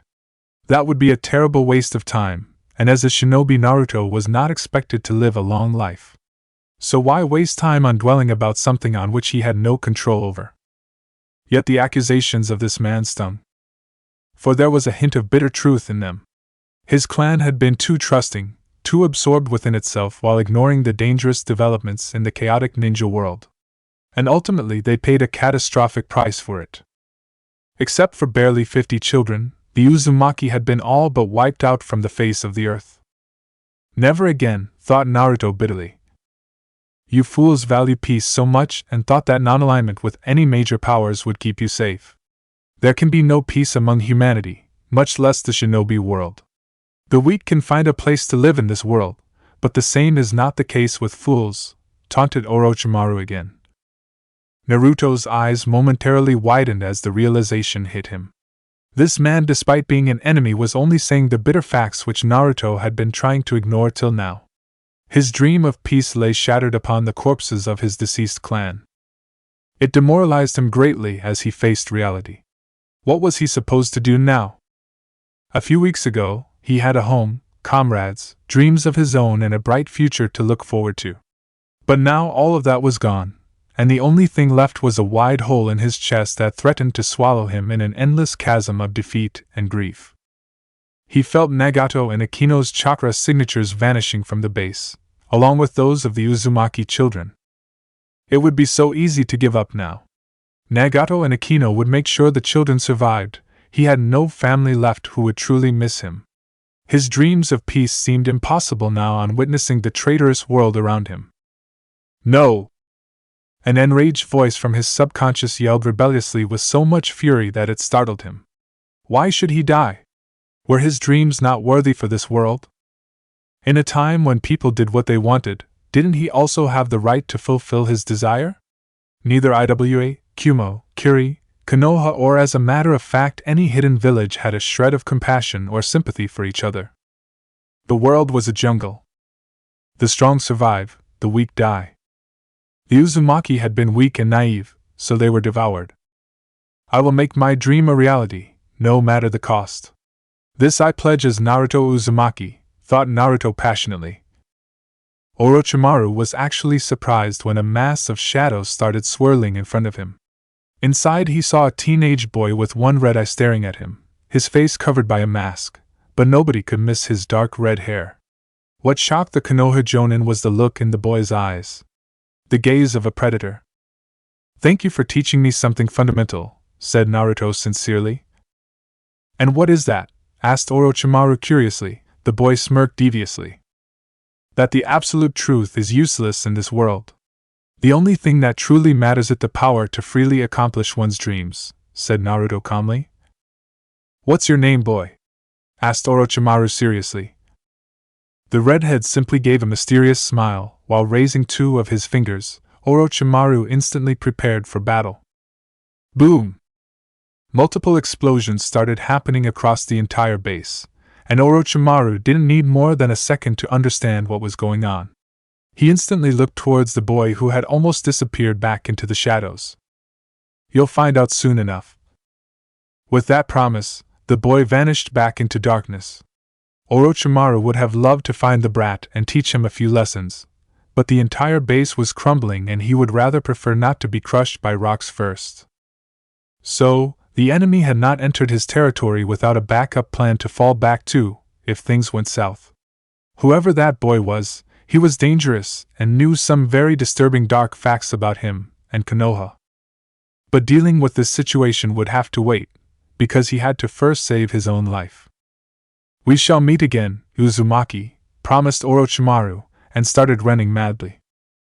Nagato had been staring at the sleeping forms of Akino and the Uzumaki children. The moon shined its sliver light across the earth, while the last remnants of the Uzumaki clan lay protected under a strong barrier. Their escape from the base had not been easy, but Naruto had bought them enough time. He hated his friend for that. To be able to maintain such level-headed thinking even in the worst situations was a trait only a few shinobi had. Yet it also pointed out the fact that Naruto had no value for his own life. In his eyes he was a simple ninja who was expendable for the greater good. His friend had believed this from the beginning and had lived by it every single day of their lives. Even during the most suicidal missions their team had faced, Naruto had led the charge, took severe injuries but accomplished the mission no matter the cost. Nagato disliked this attitude of his friend, but he understood the reason behind it. Unlike Akino and him, Naruto had went through events that had a deep impact on his life right from the early stages. Lack of parents and family, weariness from his own villagers, and most of all his uncontrollable powers. To overcome these scars, Naruto had devoted himself to the village and preservation of the Uzumaki clan. That was the reason for his existence, along with a small personal goal for peace across the elemental nations. A dream which Nagato shared, but one that had been ruthlessly shattered by the drastic chain of events in their lives. The rustling of leaves alerted Nagato instantly, and he turned around only to find Naruto calmly walking towards him. A smile came on the younger boy's face as he rushed towards his masked friend. "I thought you died," said Nagato worriedly, as he looked for any wounds on his friend's body. Fortunately, there were only a few scratches. Naruto smiled. "There is only one Naruto Uzumaki, and there will only be one man whose name may be remembered for killing me. I wonder who'll be that person," joked Naruto, earning a glare from Nagato. "I am in no mood for your theatrics this time, Naruto," warned Nagato, as his friend raised a placating hand in return. Fine. How are the others?" asked Naruto patiently. Nagato pursed his lips. "I am no medic, but even I can see they are weak. While no external injuries are visible, I can't be sure about any internal injuries. Though I've yet to sense any of them, so I have some hope. Your decision to immediately go after our comrades probably saved their lives," explained Nagato frankly. "I did what was necessary," With that simple answer, Naruto started walking towards Akino's sleeping form. Nagato sighed. Naruto, it isn't a crime to be proud of accomplishing a nearly impossible feat, advised Nagato, and saw his friend's fist clenching tightly. If I had been better, so many of our people wouldn't have died. So I shouldn't, whispered Naruto, his eyes low and voice full of guilt. Naruto. I still desire peace in this world, Nagato. But said Naruto hesitantly. How can you say that after everything that has happened to our village? Our clan? Our comrades? Yelled Nagato furiously. Naruto turned around and sympathetically stared at his friend. Unknown to Nagato, Uzumaki Naruto could clearly feel each and every feeling burning in his friend's heart. Right from the hatred to the grief. Then what do you propose? Asked Naruto calmly, and saw Nagato giving him an ice-cold gaze. The only way to achieve peace in this world is by making humanity feel pain. Unless those in power don't know this feeling, wars will keep on happening, proclaimed Naruto. What if I say there's another way? Hinted Naruto, with that mesmerizing glint in his eyes. Nagato paused. The anger faded a little, as he furrowed his brows. Naruto usually proposed the most rational plans, keeping the real objectives in mind. It wouldn't cost him anything Altice to listen to the idea. Fine, relented Nagato. Naruto smiled. Making sure that the silencing seals were working properly, he explained his dream to his friend, and the way he would move forward towards it. I thought, said Nagato sheepishly, how stupid he had been. Naruto scoffed. You don't think I'll simply spare the ones that destroyed our clan? Asked Naruto irritatedly. So, said Nagato hopefully, but Naruto raised his hand. But you're out of your mind if you think I'll destroy 4 great ninja villages and nearly 60% of the world's population in a mad quest, mocked Naruto, and was surprised when Nagato looked away. Well, Naruto sighed. Nagato, you have a good heart. But try to think with your brain first and heart later. It'll keep you alive and help you in accomplishing your goals, suggested Naruto. TCH. Muttered Nagato, his friend suppressed a chuckle. Despite entering his teens, Naruto knew Nagato was a child in many ways. I swear to you, Nagato. I'll make the culprits of our people pay with their lives, but I won't destroy the world in an act of revenge. Destroying is easy, developing is hard, advised Naruto sagely. You and your quotes. What were you, a historian in your previous life? Teased Nagato. Hey, it doesn't sound like a bad idea, agreed Naruto, making Nagato truly smile. Naruto, can we truly have real peace someday? Asked Nagato seriously, and looked his friend straight in the eye. To his credit, Naruto never wavered. He stepped forward toward the younger boy, his steely gaze connecting with Nagato's doubtful gaze. I'll never give up. Nagato's eyes widened. Smiling, Naruto extended his hand towards his friend. Instead of using our powers for destruction, let's use them to change this world into something better. Promise me? Asked Naruto hopefully. Nagato stared at this boy, his right hand automatically rising to meet with the one Naruto had extended towards him. He didn't know what this feeling was that always made him believe in this boy, but it was enough to keep alive the tiny flicker of light in Nagato's heart. Maybe you can save this world. I shall believe in you, Naruto, promised Nagato secretly. Outwardly, the younger Uzumaki only gave a nod to his friend. The atmosphere inside the conference room was extremely tense. The people sitting in their comfortable chairs were leaders and considered the best among the masses of Fire Nation. Yet all of them had varied expressions ranging from shock, anger, trepidation, fear and grief. Hiruzen sat in the center, a weary expression visible on his face as he regretfully grasped his forehead. Is this really true? Asked Hiruzen sadly. Positive. The Uzumaki have been completely wiped out, their village destroyed and all inhabitants killed, declared Danzo Shimura. Minato Namikaze stood beside the tired third Hokage along with Jiraiya. The white-haired student of Hiruzen was glancing at the blonde Jounin whose face was a perfect mask of calm and control, yet the clenched fists were enough to show Jiraiya what he needed to see. The Uzumaki and all fighters offered a valiant fight to the combined armies of Iwa, Kumo, and Kiri. So fierce was the battle that the outnumbered Uzumaki successfully wiped out nearly 30% of the enemy forces before being destroyed, said Danzo respectfully. He may not have been a true fan of that clan, but he respected power. And even in their demise, the Uzumaki had provided their worth to Konoha. Shocked gasps were heard across the room as the clan heads and top jounin and Umbu heard the news. It was a rare feat for any single clan to inflict so much damage against the combined power of 3 great ninja villages. It only highlighted the power of the Uzumaki, a distant relative of the Senju clan.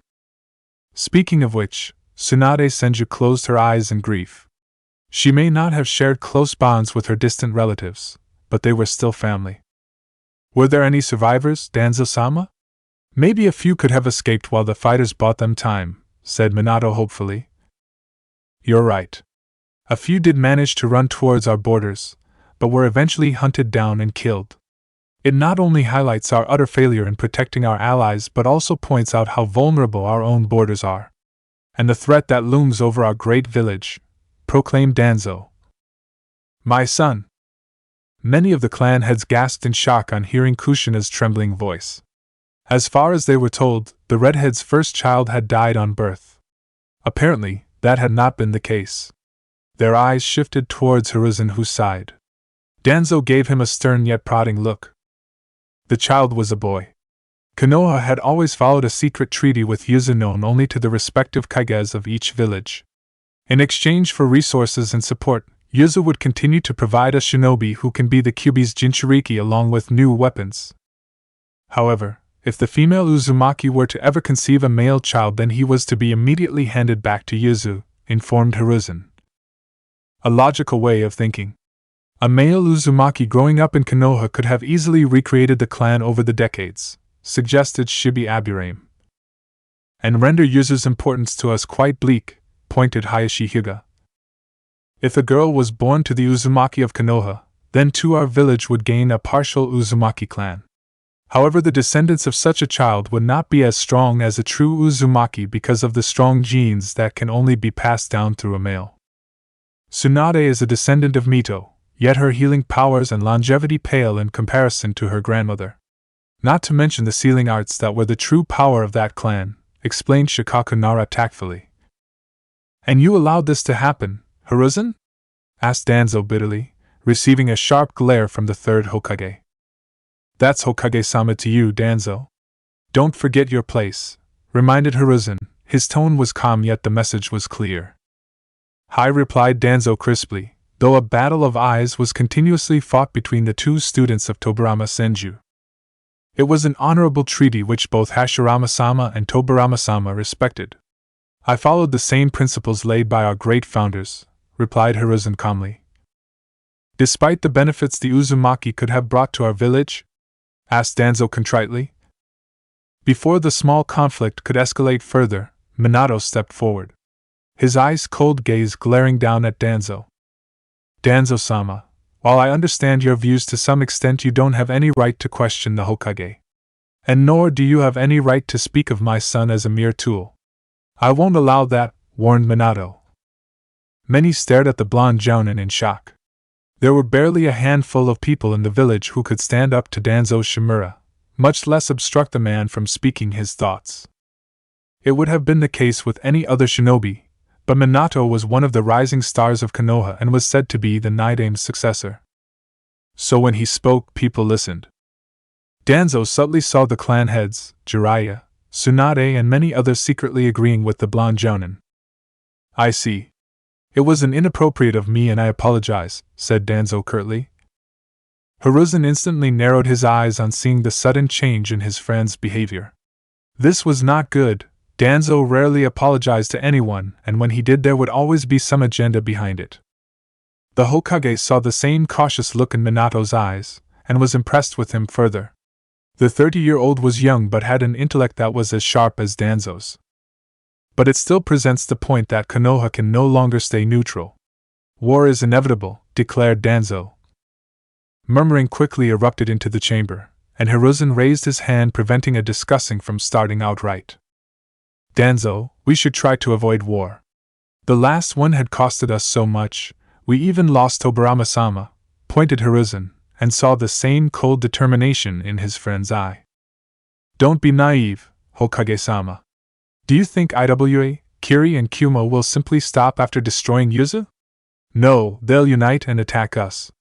And when that happens, Konoha's destruction will be imminent, warned Danzo. This is all just speculation. Do you have any idea what you are proposing? Asked Jiraiya irritatedly. As a matter of fact, I do. If we do not retaliate, it will send a message across the entire world that Konoha easily betrays its allies. More than that, we owe it to Yuzu to inflict justice upon the criminals who slaughtered an entire clan mercilessly, said Danzo passionately. Everyone's gaze shifted towards Kushina, who had barely said anything during the entire meeting. Maybe it was the shock of hearing about her son's demise or the grief that came after, it had frozen her. The redhead had a haunted look in her eyes, a few tears already fallen off her cheeks. Minato grimaced. Even after all these years. Danzo inwardly smiled when most of the people in the room got determined looks in their eyes on seeing the grieving mother. Satisfied, he looked towards Hiruzen, who gave him an extremely disappointed, hateful look. Let there be war. Kushina kept on running. Away from the council chambers, away from the people, away from everything. Everything had turned dark in her life. Tears freely trickled down her cheeks as she hopped from rooftop to rooftop across Konoha. Her home was gone, her clan destroyed. And her son? She could still remember that tiny little bundle she had been forced to give to the Uzumaki. She could still remember how heartbreaking the choice had been, but she had made it for her son. So that he would not have to suffer her fate. So that Konoha would simply not use him as a breeder, or a Jinchuriki successor, or worse, as a weapon. Kushina, wait! She had ignored that voice for the past few minutes, even as the person continued to chase after her. Yet, she was forced to stop when Minato appeared in front of her, blocking her way. Unlike her, he didn't have tears. But she had known him for years, and just one glance in his eyes was enough to show her that he shared her feelings. But was better at controlling them. I have nothing to say to you, Minato, said Kushina stiffly. Kushina, said Minato hesitantly. What could he possibly say to her when he himself? Don't worry. I'll fight for this village, even if they failed in saving my family, said Kushina coldly, receiving a glare from the blonde. You know I have never doubted your loyalty, replied Minato sharply, and saw her smile at him cynically. Just go away, Minato. This is the moment for you and this village to shine, your chance to prove your worth to your beloved village. It's just unfortunate that it costed the life of my son. And with those cold words, Kushina vanished. Minato remained frozen in his spot. Only if he had known that a single mistake could cost a man so much. Only if he hadn't done what he did, then things could have been different. Only if. He was my son too, Kushina. 3 days later. Akino groggily opened her eyes. For a moment panic arose in her heart, when she spotted only darkness. But relief soon came when she felt a strong pair of arms wrap her in a warm hug. It relaxed her and brought a few tears in her eyes as she heard his voice. You're safe. It's over. She looked up to see Naruto smiling down at her. The girl's cheeks flushed a little red on seeing how close he was to her, their lips barely a few inches apart from each other. Yet she knew she was safe. As long as she had known Naruto, he had never displayed a hint of romantic feelings for any woman. Sometimes it did make her doubt his sexuality. The boy had shared more bromance moments with Nagato than he had with her. Yet this was refreshing. You done, perv? Asked Naruto bemusedly. Shut up, replied Akino, a smile arriving on her lips. Her eyes then settled on him as he simply stared back at her. In a move which surprised Naruto, she leaned forward and tried to kiss his lips. At the last second, he moved away, making her kiss his cheek instead. Before she could feel embarrassed, Naruto cupped her chin and looked her straight in the eye. You deserve someone better, said Naruto hesitantly, as she looked at him sharply. Let me be the judge of that, replied Akino, some anger seeping into her tone. Naruto slowly got back on his feet and walked a few meters away to stand at the entrance of the cave they were currently taking shelter in. The third great ninja war has started. His words shocked Akino to the core. Her eyes widened as she tried to imagine the consequences of this catastrophe. Konoha has entered into the war to seek revenge for Yuzu. It's rather ironic, but with their arrival Suna would follow. The flames of war would engulf all lands and an era of darkness approaches us all, said Naruto calmly. And whose side are you on? Asked Akino hesitantly, making him smile a little. My own. I am going to fuel this war. Every ninja village is my enemy. My goal is to make each and every one of them suffer terrible losses, because unless their military and economic powers are reduced to rubble, they'll continue to possess the desire and capability to wage wars, explained Naruto frankly. This wasn't what the Uzumaki wanted, hinted Akino, and flinched on receiving his sharp glare. He's dead. And I don't have time to linger and regret or ponder what he would have done in this situation. It's up to me now. The sad thing is that unless I wage war, I can't have peace in this world. Akino, I can't give you what you want. Because I don't have the capacity to love, my existence itself was a mistake, said Naruto sadly. Akino lowered her gaze. His words, while harsh, only presented the bitter truth. Births must be controlled by an existence who's either extremely incompetent or extremely sarcastic, said Naruto dryly. Akino saw Naruto's gaze fixed on the Yuzu headband that he was holding in his right palm. Already, I have nothing left to lose, muttered Naruto. He turned around and this time Akino saw raw determination burning in his eyes. A fire that she had never seen before. But even so, I will fight, promised Naruto. The young boy's gaze shifted towards the sky, as the face of his deceased Uzumaki smiled down at him from the heavens. To keep my promise to you and to gain something to quench this thirst in my heart.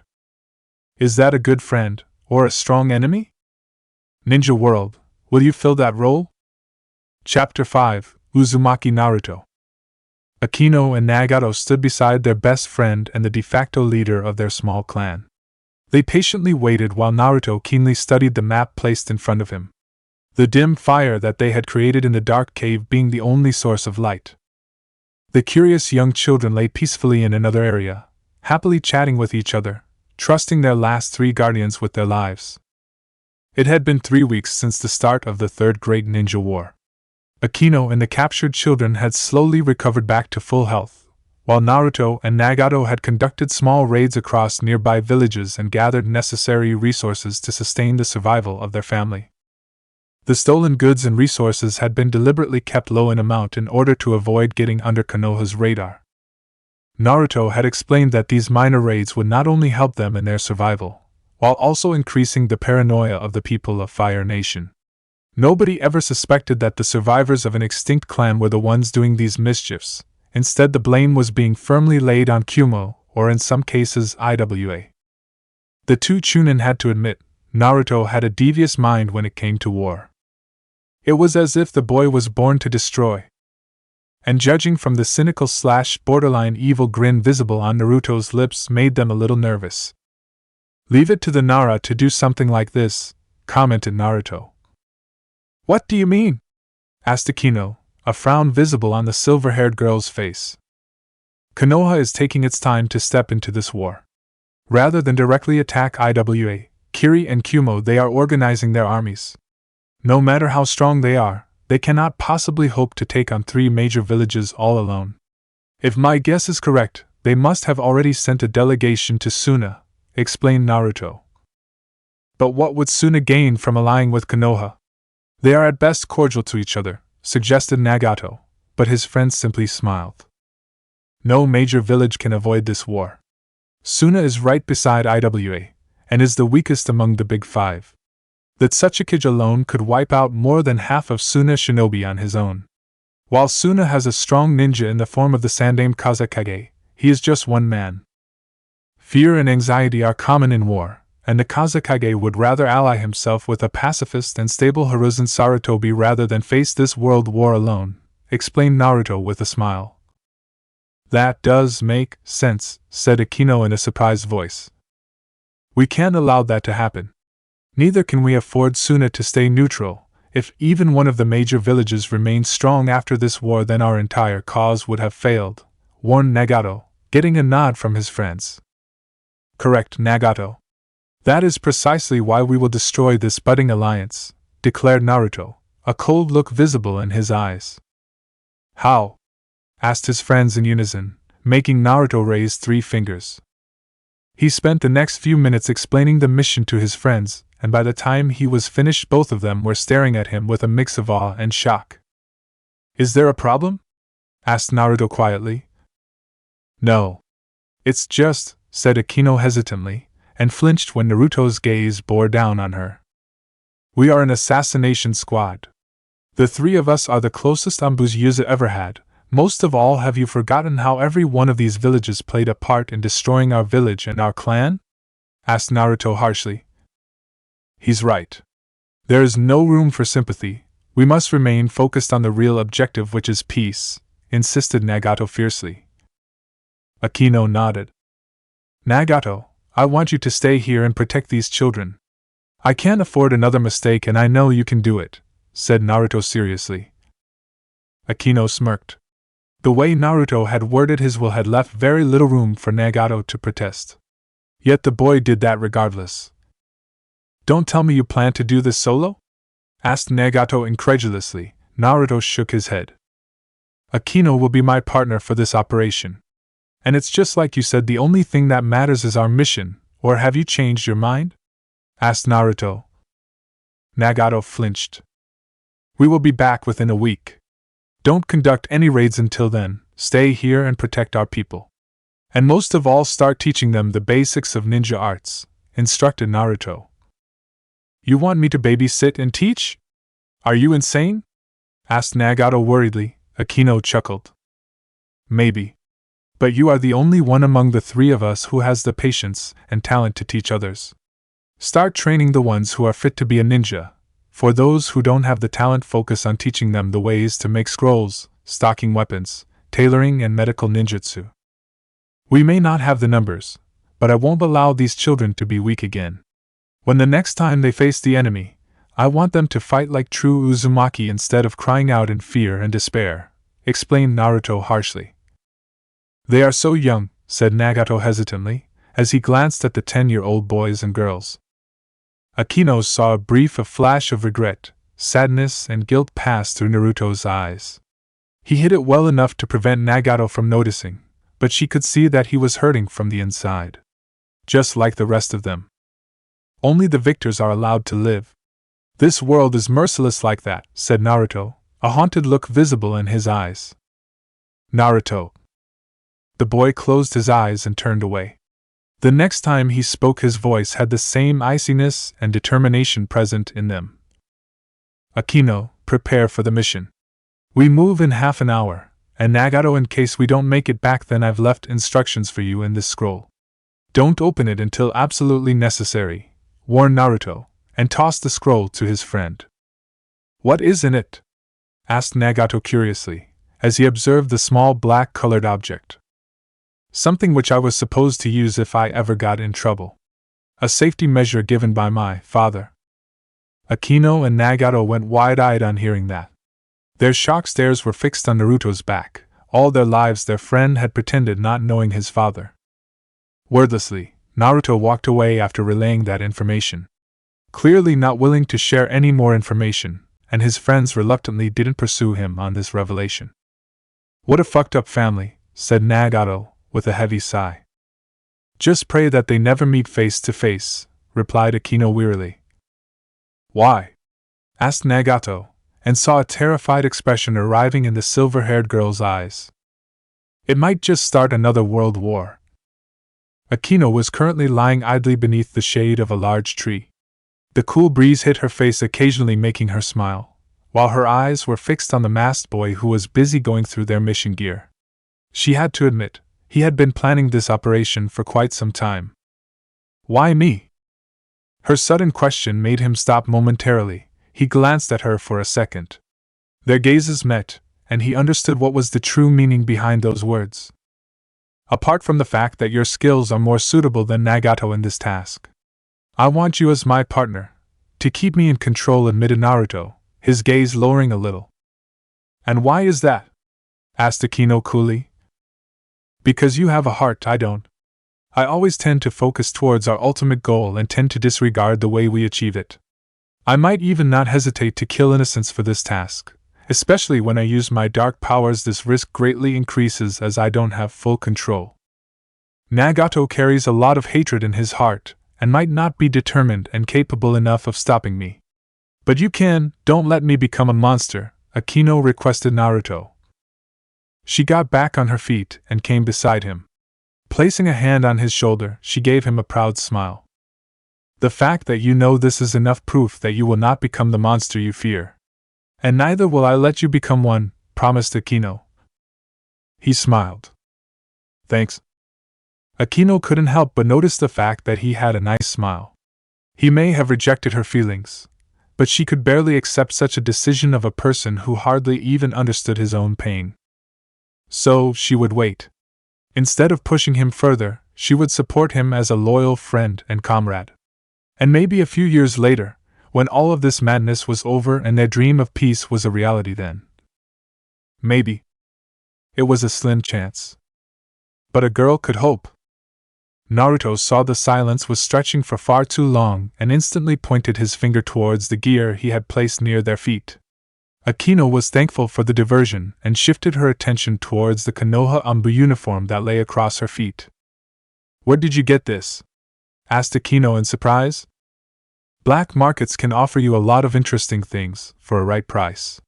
And these are war times, getting things like these is much easier now, clarified Naruto. Clever. You know if this plan works, then each village will fight against the other. What are your future plans? Asked Akino curiously. One step at a time, Akino, stated Naruto frankly. She smirked. You are a dangerous general. Naruto smiled. That I am. Nagi Hyuga was keenly observing the dense forest around him. For the past half an hour, he and his partner Kenji Yamanaka had been patrolling the borders of Fire Country. With a world war going on across the lands, their task had become highly important. So far things were normal, and he had not come across any enemy forces trying to enter their borders. That was a good sign.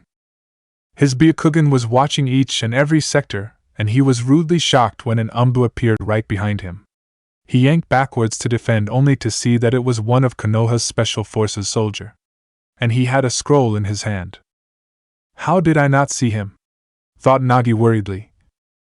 Hey, you Anbus are always so sneaky. But I admit, getting a jump on a Hyuga is damn impressive, congratulated Kenji. Nagi focused his Byakugan on the young teenage Anbu. While Konoha didn't officially accept such young children into such a dark unit, that was not the case with the secret force that he had heard rumors about. Root. Information was scarcely available on this unit, but what Nagi did know that many young teens were a part of that group. The only reassurance he had was that they were on Konoha's side. He was so engrossed in his thoughts that he reacted a second late when the Anbu raised his finger and Kenji went still. Nagi pressed a fast strike straight towards this enemy's heart, only to freeze the next moment.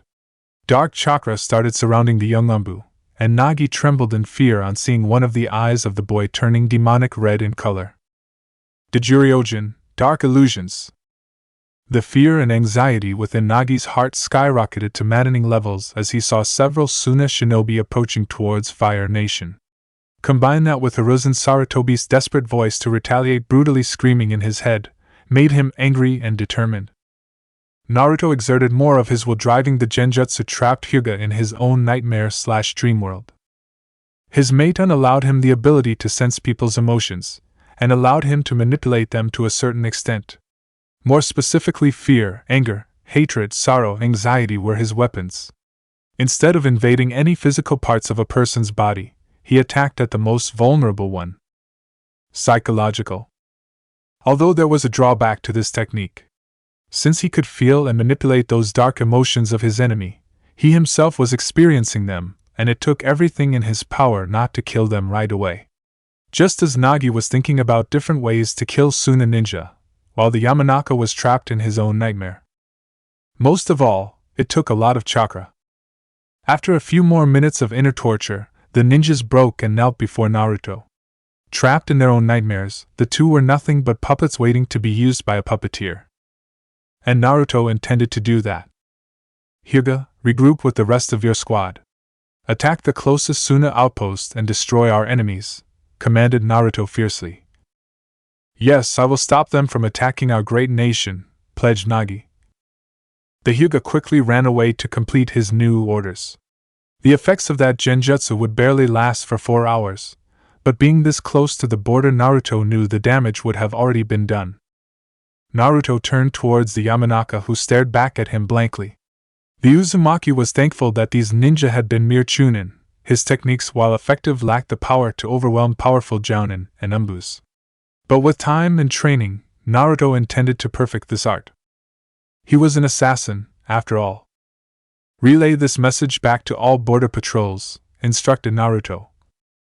The Yamanaka nodded. All units, code, Omega, under attack by Suna, heavy, losses, HH. Naruto silenced the terrified Yamanaka by slicing his throat. The man gurgled, and the Uzumaki was sure that this sound would also be heard by the nearby Konoha forces. The message had been sent. Stage 1 complete. Time to move to Stage 2, thought Naruto seriously. Placing a finger on the communication device hidden inside his ear, he connected with his partner, who was conducting a different exercise in a nearby area. Akino, report. A moment's silence followed before a feminine voice replied over the communication device in a calm tone. Objectives accomplished. I've eliminated few chunin, genjutsu'd a few and sent them on a suicide charge towards Suna posts. What about you? Asked Akino quickly. Done. Stage 1 is complete. Konoha itself will handle Stage 2 of our plan. Rendezvous with me and we'll finish the last part, ordered Naruto. You might have scared an entire nation with this move, replied Akino. Naruto smiled cynically. Let's see how a cornered animal reacts. Utter chaos and mayhem prevailed in the regional command headquarters. Communication specialists were reporting incursion after incursion. The tactical board was being bombarded by continuous shifting of enemy movements. The Konoha forces near the Wind Country's border being engaged or retaliating. Taji Uchiha grit his teeth in frustration and anger. Give me a full report, now! Barked the veteran Uchiha, his dark-colored eyes intimidating his subordinates.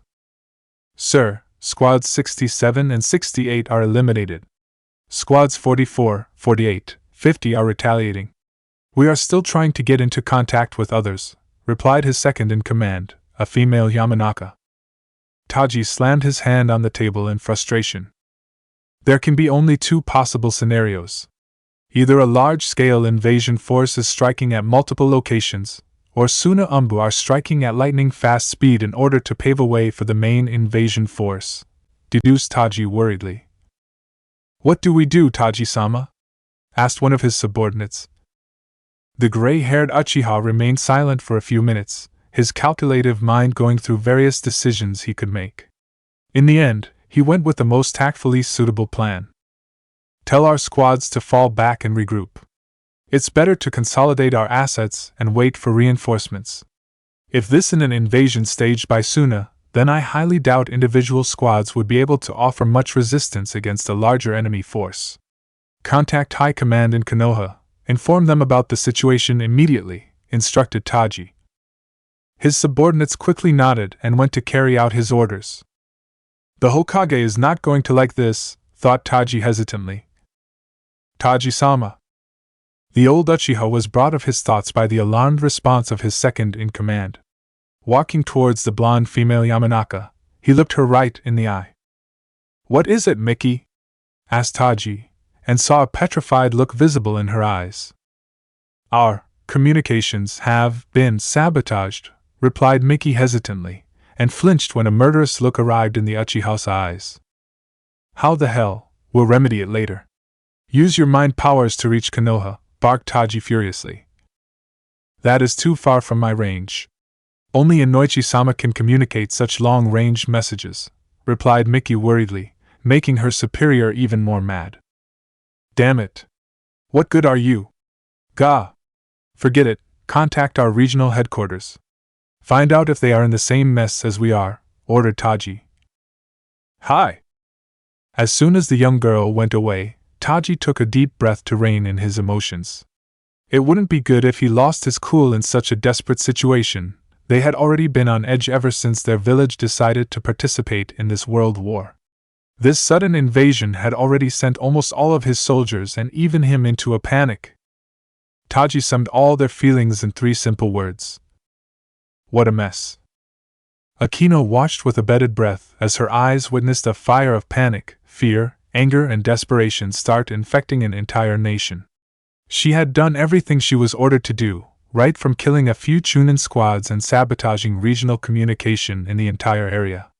It had not been easy, but for a former assassin it was possible.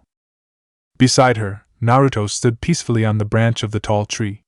His calm, cold, calculative eyes watching in deep satisfaction as his own plot started producing results. What is his ultimate goal? To destroy the 5 great nations? Recreate Yuzu? Create an empire?